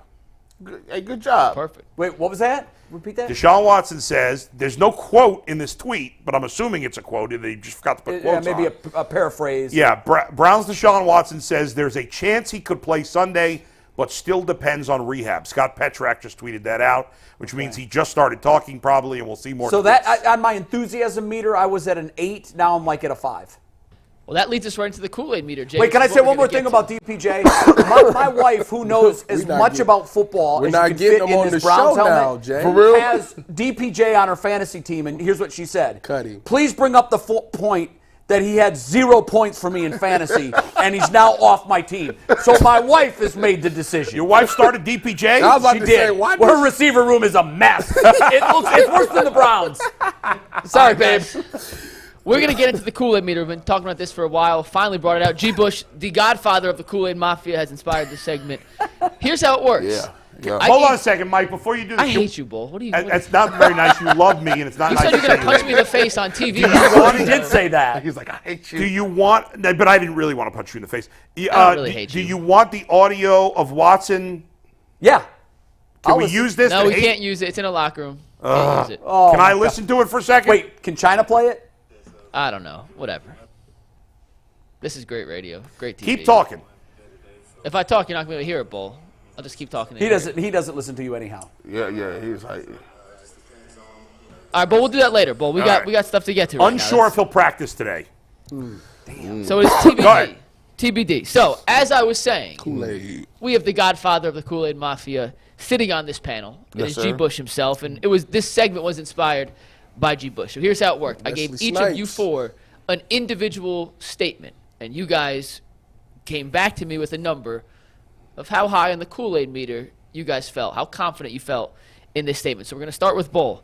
And the statement I gave Bull is this Browns defense is going to go down with the 85 Bears and the 2000 Ravens as an all-time great defensive unit. And on the Kool-Aid meter, Bull said 3 out of 10. Bull, do you want to explain the 3 out of 10? Where's our graphic? I've been waiting to see this. No graphic? Steve, you can take it whenever you're ready. Please, punch it. I like that. That's really good. Green Kool-Aid. He got the Swisher Sweet oh, going. yeah, he did. So here's what I'd say. The Browns defense has been fantastic through 5 games. 3? But to me, it's insane that you would react that way at 3. Like, if you ask me about almost any other team, I'd say 0. All right? It's 5 games. The 85 Bears. Gee, you're not even old enough to remember the 85 Bears. What year were you born? 81, 82? I was 4 at the time. Yeah. He was dancing to the Okay. Super Bowl shuffle. We've got Jay, video. you were an adult, a young adult, Oh, I remember that. I was 20. and I was 14 years old, so I Okay. remember that plenty. Yeah. Man. That was Stop it. Ooh, it's They ancient killed times. outside of the one regular season game against the Dolphins where they lost. Yeah. Every other game they played that year, pretty much they destroyed their opponents. I believe they averaged fewer than 10 points allowed. They were single digits in their points allowed per game. Right. Imagine that. right. What's the So Browns currently? So Well, see, and that's the thing. They've played 5 games. Yeah. There is even giving them a 3, which I wouldn't do for any other team, is in a way insulting to the Bears because they, for 19 games, including the playoffs, were something I had never seen, and I don't think I've ever seen again. You don't think the Ravens? I came think close? they were the closest thing we've seen. Because I think they too may have also allowed under 10 points. a I game. think that Ravens team, and there was one Giant team also Yeah. with Lawrence Taylor in those guys. Buccaneers, the one year they won the Super Bowl, But had a great defense. to think that they're going to get to that level after 5 games is unfair, and that's why I can only go. Okay. The fact that it's 3 means I think it's possible, which is insane because if you would ask me before this year, will we ever see a defense that's possibly as good as that one, I would have said no chance. Well, the one fact would that mean it was possible. and so that's why. So you're I up- think 3 is pretty reasonable based on 5 games. Yeah, I think, I don't know. Where would you guys have answered that? I'm I would have given more. I'm from Cleveland, so it's a 10 for me. I'm Jeepers down, might I'm be down 11. with the dog Jeepers pound. might break the It Kool-Aid should have been a meter. 10. Like this is bare minimum an 8. Bare minimum. What they talking about, G? Here's the reason. You know how many Hall of Famers run that defense, G? How many Hall of Famers run this defense? We don't know We yet. don't know. We don't know yet. We don't know yet. If you had to bet right now, how many Hall of Famers? I mean, they got one locked in. But here's the thing. How many Hall of Famers? Check out how many Hall of Famers that Bears defense had. Well, my comrades At up here, least. the stat geeks, they all tell me, G. Bush, you guys are great with the numbers. You tell me this is a different era. People throwing the ball more. You got Yeah. some of the best quarterbacks to ever live on the planet or right now. Tyrannosaurus Rexes and raptors and all kind of scary dinosaurs that sling the ball 1,000 yards. Now listen, for the Cleveland Browns to be doing this in this era, with the high power octane offenses and some of the greatest quarterbacks in the game, I gotta say that at this point, it's very possible because they haven't just been playing like terrible no-name gangsters or people that's been cheeks. These guys are ball players. Jeez. We got Joe Burrow on that list, Christian McCaffrey, your boy Derrick Henry. We got the who's who. Better than Josh Allen, Brock Purdy. The Brock Purdy. That's right. Can't forget him. The who's who of all these teams. Then the Browns have to win. If the Browns want to be with those teams, they got to win the Super Bowl. Well, and you just stole my thunder, but here was my point. When I saw this question, you can't be the New England Patriots undefeated team can never be discussed as one of the greatest teams ever. That's crazy. Because they failed to close the deal. They lost to the Giants in the Super Bowl. So for this to even be a thing, they have to win the Super Bowl. That's it. That's crazy. Period. End. Wouldn't that be something? Full stop. Wouldn't that be something? Because the Bears defense led them to the Super Bowl. The Ravens, by the way, that year they won the Super Bowl with that great defense, averaged 10.3 and by the way, neither of those teams had good quarterbacks. They had Jim McMahon, right, was the Bears quarterback, Trent Dilfer, and throw the Bucs defense in, Brad Johnson. By the way. So you've got to be so all-time great that a mediocre to bad quarterback is carrying you to the Although, in fairness, Brad Johnson had a great year that year. He threw the ball unbelievably. He was unreal. If they win the Super Bowl with this defense, they're selling the rights to the Kool-Aid Mafia to Under Armour. You better get a lot of money for that. All right. Well, next I think I would be a little higher than Bull. I might be a 4, but, man, a 10 and an 8, God bless you guys. Well, G's up next. Hold on, before you do it, I got another Watson quote. Here we go. Breaking news is woven this into not the show. Important, Mike? Breaking I know. news. Hey, read it. It's I huge. got you. Watson said when on how his throwing program has progressed, quote, "It's coming along. The arrow's been trending up." Good. Okay. Better than it's getting worse. Does that change you from 5? Yeah, my meter's like this right now. My meter's going like. He told Watson also told Tom Withers he's not sure he can get back to 100% this season, and he also said, Nobody's "I'm not 100%. quote. I'm not going to put the team in jeopardy if I can't do certain things. Good. Quote, it's not so much the pain; it's more so if I can throw the football." He confirmed it's the rotator cuff. Yeah, I mean, we expected that, right? I mean, yesterday Mary Kay was very, very specific. Yeah. It's one of the 4. It's the biggest of the 4 muscles involved in the rotator cuff. So we know that now. I still think I'm trending more towards him playing than not, but it's not. You know, earlier it was like a 7 or an 8 for me. Now it's like a 5, 5.5. Most recent quote, I think he's real going on an undersell, over-deliver type thing. He also said, by the way, because he went the other way last time. Yes. He said, by the way, and this happened right after what he said to Mary Kay that Friday. He said he didn't know it was the rotator cuff until the night before the Ravens game, that Saturday night. That's what he's saying. You know, that's you got to take him at his word. Okay, what's the most recent quote? He also just said, quote, "I can't put a timeline when I make my return." Yeah, and that's fair.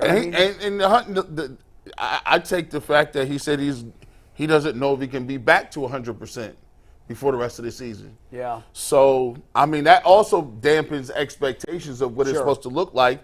And obviously, I think that changes the game plan a little bit when they go into these games. Perhaps. I think you're right. If he's not completely comfortable throwing the ball downfield, that takes that away. The one thing that somebody texted me yesterday, who's not a doctor, but they have experience with this injury, was that it's very, very difficult to treat this. You're not talking about, you can put a stim machine on some muscles and they're easy to reach. This, according to the person that texted me, is more of a deep tissue, and it's really hard to get any kind of stim treatment directly on that muscle. And getting the shot is very painful. He also doesn't feel good. He called it a micro tear in his rotator cuff. Which is kind of what I expected. It's a strain, which is a strain. Yeah. He said that. He also said that he, the team, the medical staff were and all on the same page. He saved y'all. He saved all of y'all. Listen, he answered these questions. And we all back here listening. He answered this. Check, check, check, and check. He gave a vote of confidence to you. He also said there was a micro tear. He gave exactly what's wrong with it. And now, if you're a media person, you just got to ask other questions at this point. You got everything you need to know. And it's just a perfect time to be like, hey, Deshaun, why do you not go by Derek? Yeah, I think there's never been a better. It actually would. Right now now. that the shoulder thing is over. Now we answered about your shoulder. Why not Derek? Yeah, he answered them all well. I think he did it. Another quote here said he could be back tomorrow, could be Sunday, could be two days. Said he's truly day to day, but he said apparently well, I'm not sure if this was him saying this or Hayden Grove saying this, but it says but normally rotator cuffs take 4 to 6 weeks. According to the medical. What is Remember we talked about that? This weekend would be 4 weeks. Yeah, 4 weeks. Would it? Yeah. Just the injury. Was the Tennessee game 4 weeks ago? It's been a long ass time ago. Baltimore, it was 1 week to Baltimore by by San that's Fran. right. That's 1 week. That's a long time ago. Okay, so he's probably on the front edge of the envelope of when we would expect him to return. No. So, I mean, if it ends up being 6 weeks, it's not Indy and it's not Seattle, it's Arizona. We know he's not 100%. He's basically saying that if he doesn't know if he's going to get there between now and then. Oh, yeah, he's definitely not 100%. Not. So does that change the way if we want him to play? Because he's sounding like, okay, well, I got a micro tear. Now we know it's a micro tear. Well, we have to be consistent. Yesterday on the show, Bull, you weren't here. We asked what percent does he need to be before you put him out there. I said 100. I said 100. I stand by that. I said 100. I still need him to be 100%. Well, no, not 100%. Nobody's 100%. Well, Bull, with this injury, Yeah. because there's more of a injury. likelihood of him tearing the rotator cuff and being out for the season, Yeah. if you play worst case scenario and you put him out there and he's 90 or 95%, and he does take a hit and it completely tears that micro tear, Right. Now imagine being Andrew Barry or Kevin Stefanski standing in front of a microphone and saying, you know, that Indy game was so important to us. Right. We had to get him out Well, there even though he wasn't 100%. He said he might not be 100% the whole season. Listen. If So he's not, I don't think you're going to sit him the whole Are season. you going to risk tearing his rotator cuff? Because we all know No, it of is a course greater not, risk but that you're tearing it. I would think that I don't know. I'm certainly not a doctor. My guess is that at some point along the way, when you're as close to 100% as you can get, that maybe the doctors feel at this point there's no significant risk of a more serious injury. I don't know. I'm I don't speculating. either. I don't either. I certainly wouldn't, if I'm not sure, like if it feels like another week or two can get him as close to 100% as possible, then I would wait on that. What about this? And I know you'd have to carry 3 quarterbacks in this scenario, but is it possible that he says, I'm really good and I think I could go? But you're also looking at what happened last week and who you're playing, and you're saying, you know what? We're going to start PJ, and we're going to put Deshaun Watson in glass over here, and in case of emergency, we're going to break it. We're going to put him out there. I wouldn't do that. You wouldn't do that? No, because then he's, you know. You can't do that. You know why you wouldn't really want to do that? No, because he still got to warm up and be all. Yeah. No, go I through the whole understand that, but you routine. tell him, you go through your pregame ritual as you normally would. Well, that's still putting- PJ's going to start. If it's 20-0 at halftime, we're good. But it's still. If we're losing 20-0 at halftime, you may want to put yourself in there. I It's don't almost like that a idea. playoff game in baseball where all hands are on I deck. know, but then he's got to get ready. We're talking about not wanting him to get a further hurt, but rush to get ready in the end. I don't know. I don't like I that just idea. asked, does it have to be an all or nothing thing? I guess it doesn't, but I'm against that. I would not do play. Here's me. Given what he said, if it was me and I was a coach, I would not play him against Well, Indianapolis. here's what I'd say. You shouldn't need him.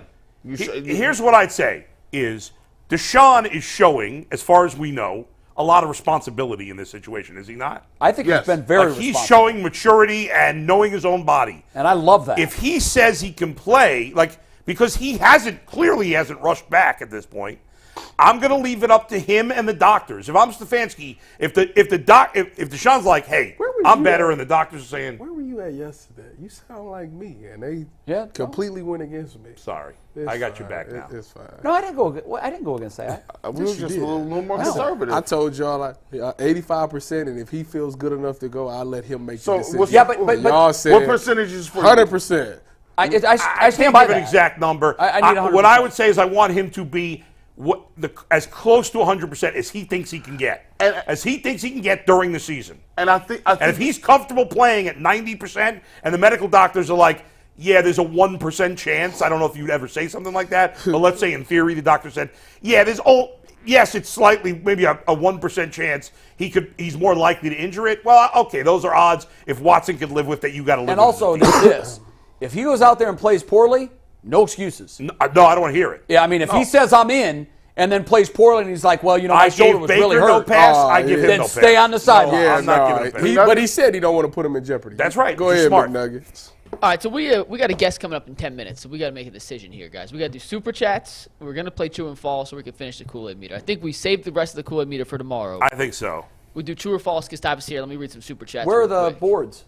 Anthony's going to bring out the boards in 1 sec. I'm going to read a couple super chats.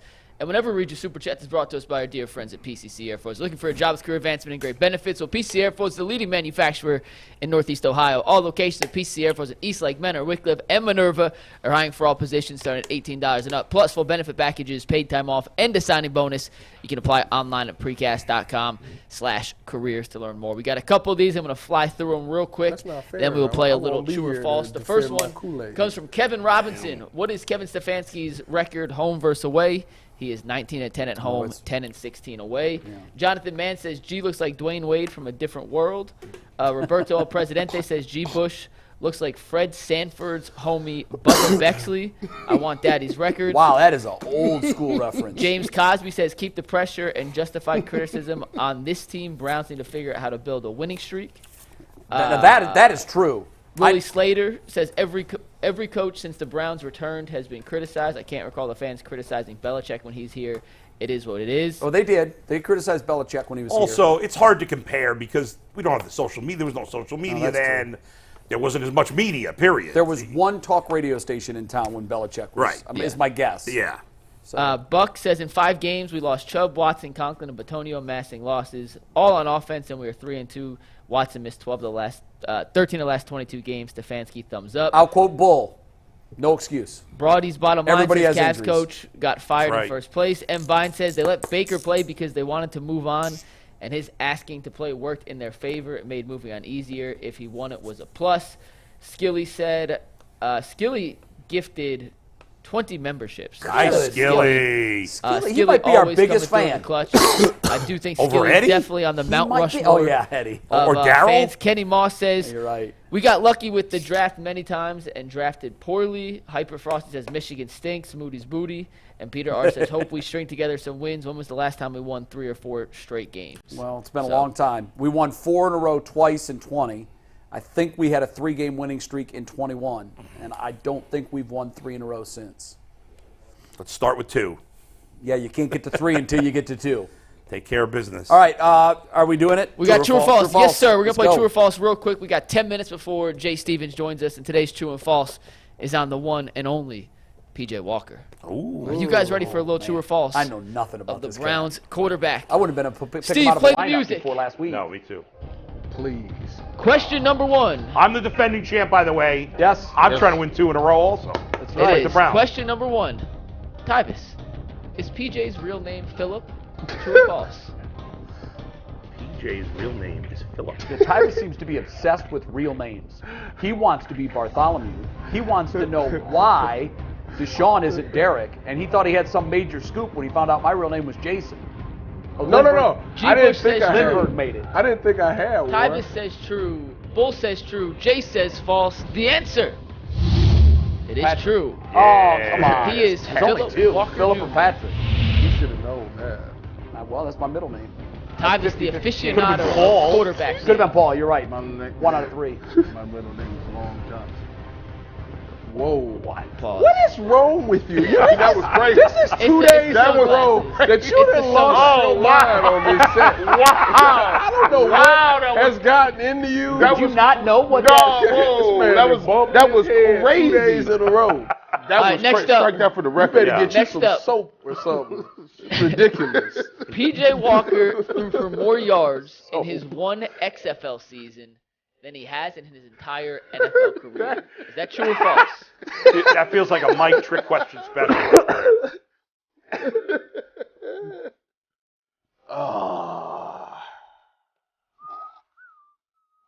True for Tyvus. It seems like it would be a no-brainer, but why would Mike ask it that?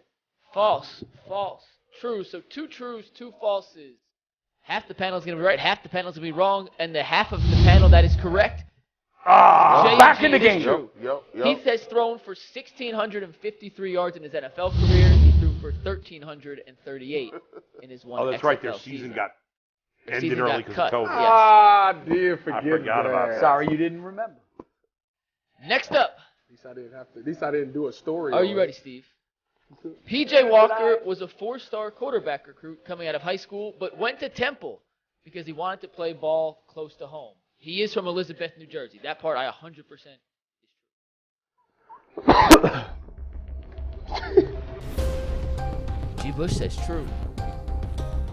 Tyvis says true. Jay says false. Bull says false. 2 falses, 2 trues. Is the inside or the outside going to be right here? And guys, the outside is correct. Yeah. It is false. That's what I'm talking he was about. simply a 2-star recruit, and Temple was his only Division I. Damn. Bull was a 0-star recruit. I mean, 2-star. What the hell is that? well, I I mean, might take a shrapnel here. yeah, you're right. We all, well, it's you and I both were 0-star recruits. You're right. That's not fair. How many stars did you have, G? Man, I was 3.5, 3.5, 4. Depending on what How site many you have. Tyvis? 3. So how did you not end up at Ohio State also? Hey, listen, I was supposed to go to Michigan on my first visit. They called me and was like, there's a kid from Arizona we want to come on our first visit. Bastards. I was like, you know what? I'm going to OU. Another reason to hate Michigan. Yeah. You know, Tyvis. It's all depending on when that recruit visit is. If What's it's the not that score? last boy, That's What's a the fact. score The now? last one is the biggest Anthony one. score Yeah. check through 3 questions. We have J, G, and Bull tied at 2. Tyvis in last place, where he belongs at 1. Whoa! Shots fired. Wow! What is going on? Tyvis taking shrapnel. he just pulled the pin out the grenade and just rolled it in softly. Put it right in his lap. What did I do to Anthony? Dang. I don't know. Dang. All right, question Just number for that, 4. I'm not missing another one. Question number 4. P.J. Walker wore number 8 at Temple as an homage to his favorite quarterback ever, Steve Young. There's a picture of him wearing number 8.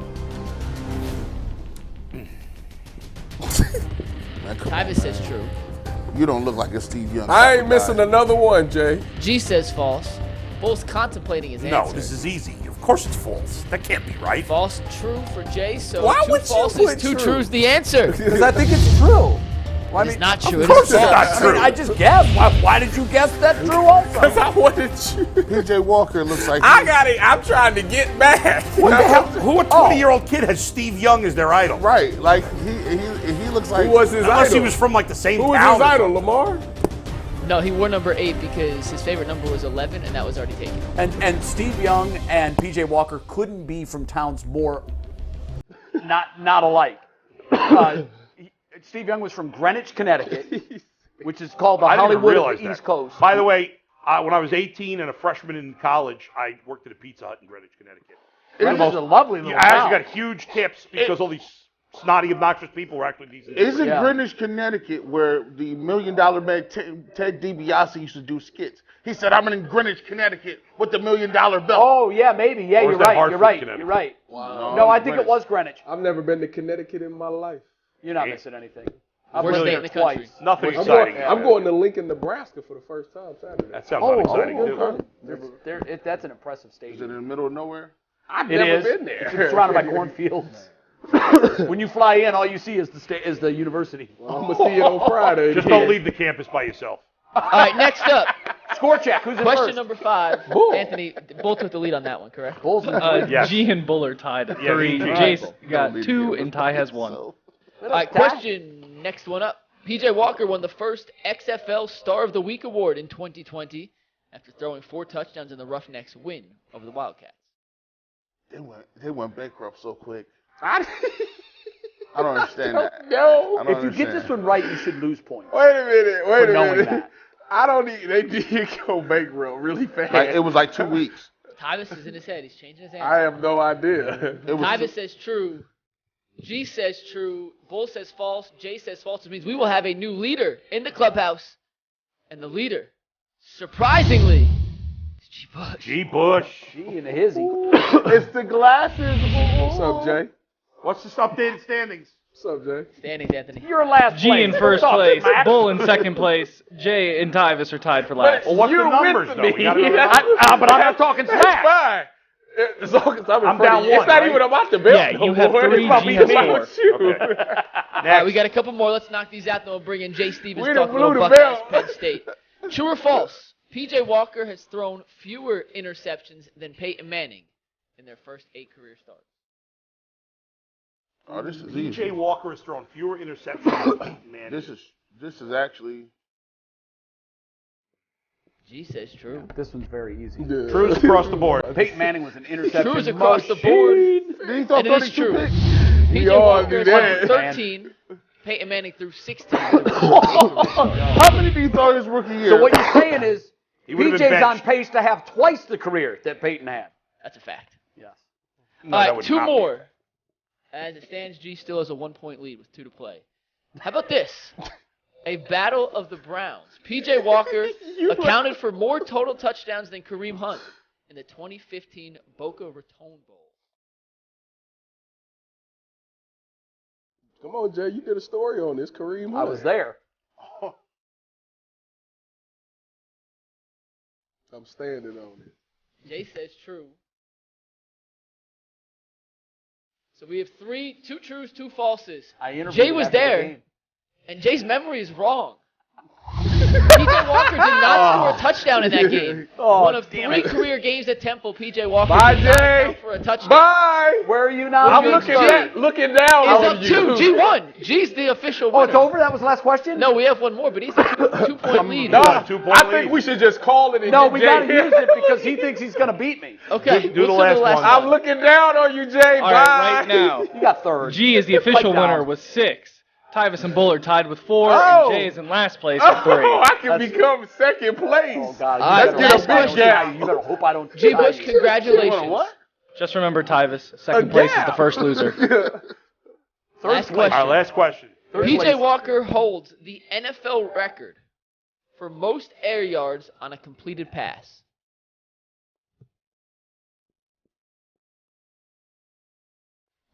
Why you be sitting there waiting till I write to write? I don't know what you something? wrote. Yes, you did. No, I you was don't. looking at my board.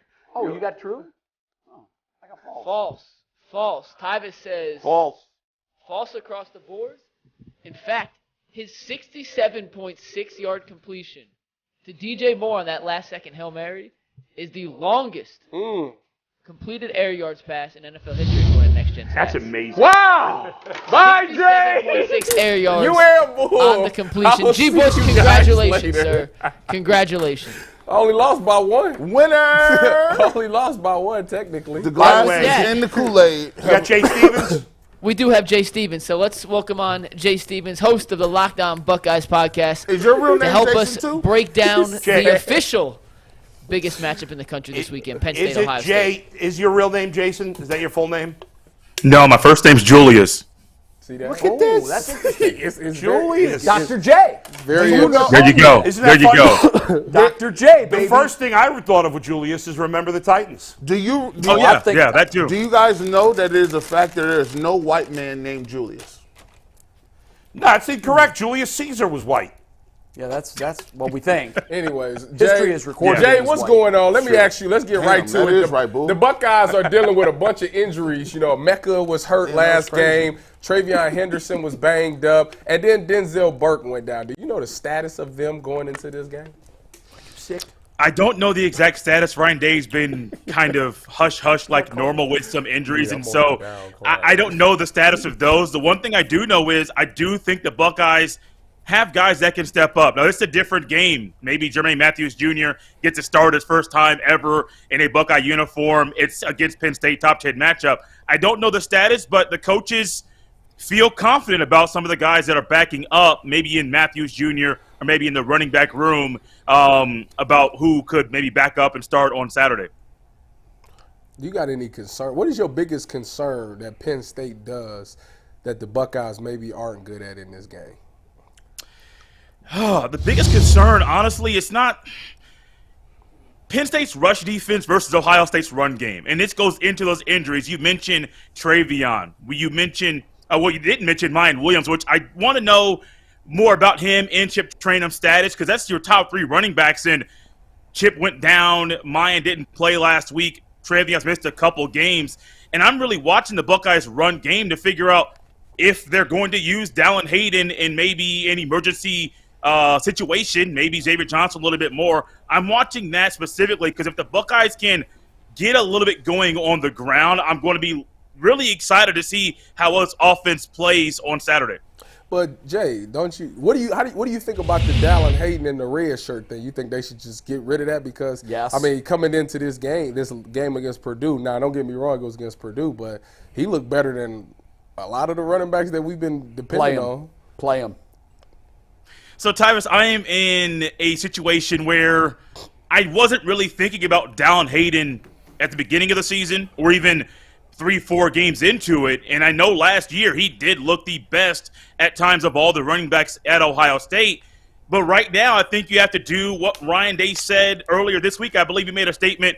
You got to do what you need to do to win the game. And if Dallin Hayden is the guy at running back that gives you the best opportunity to win, throw the red shirt out the window, put him in, let him tote the rock because he's going to give you the best opportunity to win the game. I agree with that. Hey, I'm going to tell you something. Nowadays, I don't – what is Ryan Day talking about? I hope he – this is not NCAA Football 14.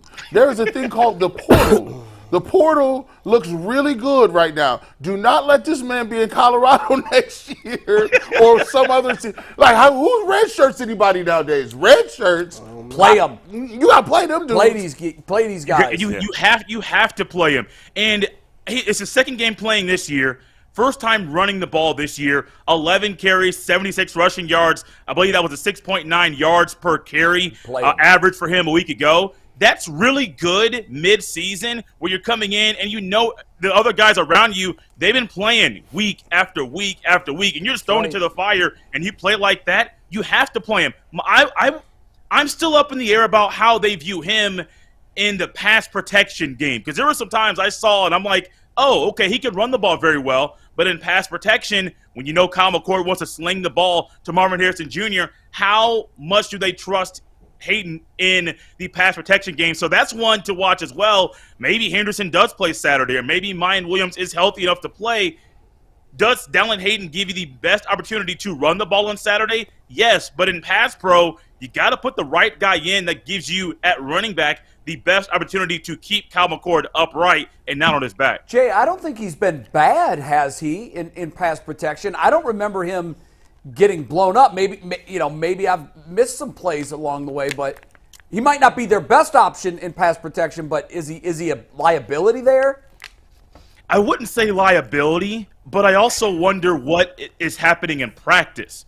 With practices being closed and a lot of people not being able to see what's happening in practice, I heard last year there were some questions about ball security, but when Dallin Hayden was on the field in games, we didn't see any issues with ball security. So I wonder, maybe in practice there's something that they see that is not that they think might not translate to Saturdays. I'm not really sure. I think when it comes to running the ball and vision and his ability to hit the hole quickly and get to the second level, he gives you a great opportunity and a great asset and tool for your offense to move the ball on the ground, which has been a struggle this year for Ohio State. And Tyvis, I know you played. I don't know a year, Tyvis, or anybody on the show where Ohio State's run game has been like it has been through the first 6 games of the year at any season. I'm always thinking Buckeyes running backs, 2 or 3 deep every single year. I can't remember a year where the Buckeyes running numbers have been this poor. And maybe Dallin Hayden, maybe this is the spark they need in running the ball. I don't know. But no, I don't. When it comes to liability, I don't know about that. But I always wonder, what do the coaches see in practice that hinder them from doing certain things in the game? You know, one of the things I do is how I watch Ohio State is I watch Ohio State and Michigan in tandem. And one of the things that, there's this better flip, win that game. There's this flip that happened where it was just like, how is Michigan running the rock this successfully? No. And we can't run the rock at all. So I'm looking at it and juxtaposing the two, and I don't know if it's up front, but Michigan seems that ever since Maurice Clarett, he said, man, we got receivers, we cute, but Michigan's just a little nasty the way they get the running game going. do they have to be practicing? I would be working on the run game against Penn State the rest of the season because you're going to need that run game when it comes to the Michigan game. Oh, you're right. No, I mean, in any football game, you would think you would need the run game just by stepping on the field. The Buckeyes are fortunate that they do have Marvin Harrison Jr., and I don't know about Ibuka if he's going to be able to play, because that's another wrinkle. We talk about the run game and the issues there. The Buckeyes might be without a future first-round wide receiver on Saturday against Penn State. Julian Fleming's going to need to step up. Xavier Johnson might get his second start of the season. Do the Buckeyes rely on Carnell Tate and Brandon Ennis on the outside? Yeah, those things are huge, and those are things to watch on Saturday. But they have to figure out something on the ground. I went back and rewatched part of the Notre Dame game, rewatched some of the Purdue game. The offensive line has been better. It wasn't what it was early in the season. They are showing signs of improvement and strides in the right direction, especially when it comes to opening holes for the running back. Penn State's a different animal. So we're saying yes. I'm saying yes, there are improvements. They're doing better. But Penn State's a different animal. That defense is really, really good. I do think the Buckeyes' offensive line, this is a great test for them to show everyone, hey, people are saying, and the film is showing, that we are making improvements in our blocking, offensive running, and also in pass pro, but you can show it Saturday and prove to everybody once again that we're doing our job at getting better at what we're doing. Jay, let me go to the defensive side of the ball. Now, starting this year off at linebacker, it was Tommy and Steele, but as of lately, Cody Simon is getting more reps over Steele. Do you think that should be a permanent thing, or do you think they find a way to continue to rotate the two? I think they're going to find a way to continue to rotate the two, but it goes to something I said with Dallin Hayden in the running back room. You got to play the guy that gives you the best opportunity to win the game. And I do think with Cody Simon, he has played better. And I always wonder, going back to I think it was 2021, Simon started the season off as a starting linebacker and then ended up not being a consistent starter, still rotating due to an injury that he had. I wonder if that's a chip on his shoulder that he's saying, hey, yeah, these are my boys, and we're in the locker room, and we're teammates, and all that's good. But I wonder how much that motivates him that he ended up not being a starter at the end of the season, and still Chambers and Tommy Eichenberg had that role for the Buckeyes defense. And this might be Simon, healthy, consistent. This might be him saying, yeah, I know what happened a couple years ago, but this is what I can do and how I can play Buckeye football right now. I do think you might want to continue to rotate them if Jim Knowles and the other defensive coaches believe that is what's needed for the defense to continue to play as well as they have this year. Jay, we've got a little more than 3 minutes. How does this game play out? Who wins? I was waiting for this one to come up. I think this is going to be a defensive battle. Both offenses have been doing good things. Drew Aller and I went back and looked at the numbers. I was really impressed that he doesn't have a turnover in this game. I think that streak ends this weekend. I do think the Buckeyes win a close one, 24-21. And part of me wants to believe, now I don't know if this is actually going to happen, but part of me wants to believe the Buckeyes run game shows a little spark on Saturday and helps Kyle McCord out. And I always wonder if Ibuka's not playing, what receiver is going to step up and make a big play? We saw Julian Fleming, I think it was 4th and 7 against Notre Dame, make a big play on that final drive. What receiver that's a part of the others or one of the role players for the Buckeyes offense, who makes a big catch in a crucial moment to keep the Buckeyes moving the ball down the field? But originally I was thinking Penn State, and I was thinking that before the season and a couple weeks ago. For some reason this week, my belief is the Buckeyes defense is good enough to win this game, and I believe they'll do what's needed, even if some guys aren't healthy, to win this game for the Buckeyes. Well, the home crowd should help the Buckeyes. I'm surprised that it's a noon kick. I mean, it seems like every time we go to Penn State, it's a night game, it's a whiteout. And Fox is missing the boat, man. This is a nighttime game. Give that student section a chance to get hydrated before the game. You know how important that is. You can't go out there and be not, dehydrated. So let's have a good one. Jay, always good to see you. We appreciate it. Yes, let's put this one in the bank and start thinking about Michigan. All right, guys. I enjoyed it, guys. Thanks, Jay. Anybody disagree with that? Is anybody ready to say that Penn State's going to win Saturday? I'm not there. They ain't got enough. It's going to be a great game in my view. They ain't got enough. I do think Ohio State, like they did 2 years ago. I got the Bucks by a million. Oh, you got to have the by $1 million. It is weird that Ohio State hasn't had like. Am I forgetting somebody, or have they since Zeke Elliott? I guess Dobbins, although he's been a total bust in the NFL, been hurt. Well, if you can't stay on the field, you're a bust. What can I tell you? So Greg Oden is a bust in the NBA. Yes, he is. That's messed up. I mean, there's a reason. That Carlos Hyde. Got to be available. That Carlos Hyde. Carlos Hyde. Flexing on Hyde. But Zeke is more recent than Carlos Hyde, isn't he? Yes, he is. Like, since Zeke, they haven't had anybody special. You know what, though, Bull? They always get it done by committee. That's because they don't run the ball like that. No, they throw it a lot more than they used to. Like the days of Eddie George and Archie Grit, like they don't do it like that anymore. But they always have a premier back. Yeah. And this year, it's just, he's right. It's different this year. If Ohio State does not beat Michigan, or if they lose to Michigan, they have to win a championship, which they probably won't if they lose to Michigan. Right. I think Ryan Day should be fired. I know it's crazy. We have no time, but wow. Stefanski keeps his gig, but he could pile. Ryan Day's winning percentage for Ryan Day doesn't matter. Eight games a year. 8 games a year they win with any coach in America. That's a fact. You know, but it's not a fact. But it's probably true. It's not a fact. But do you disagree? Ohio State wins 8 games with any coach in America. They should.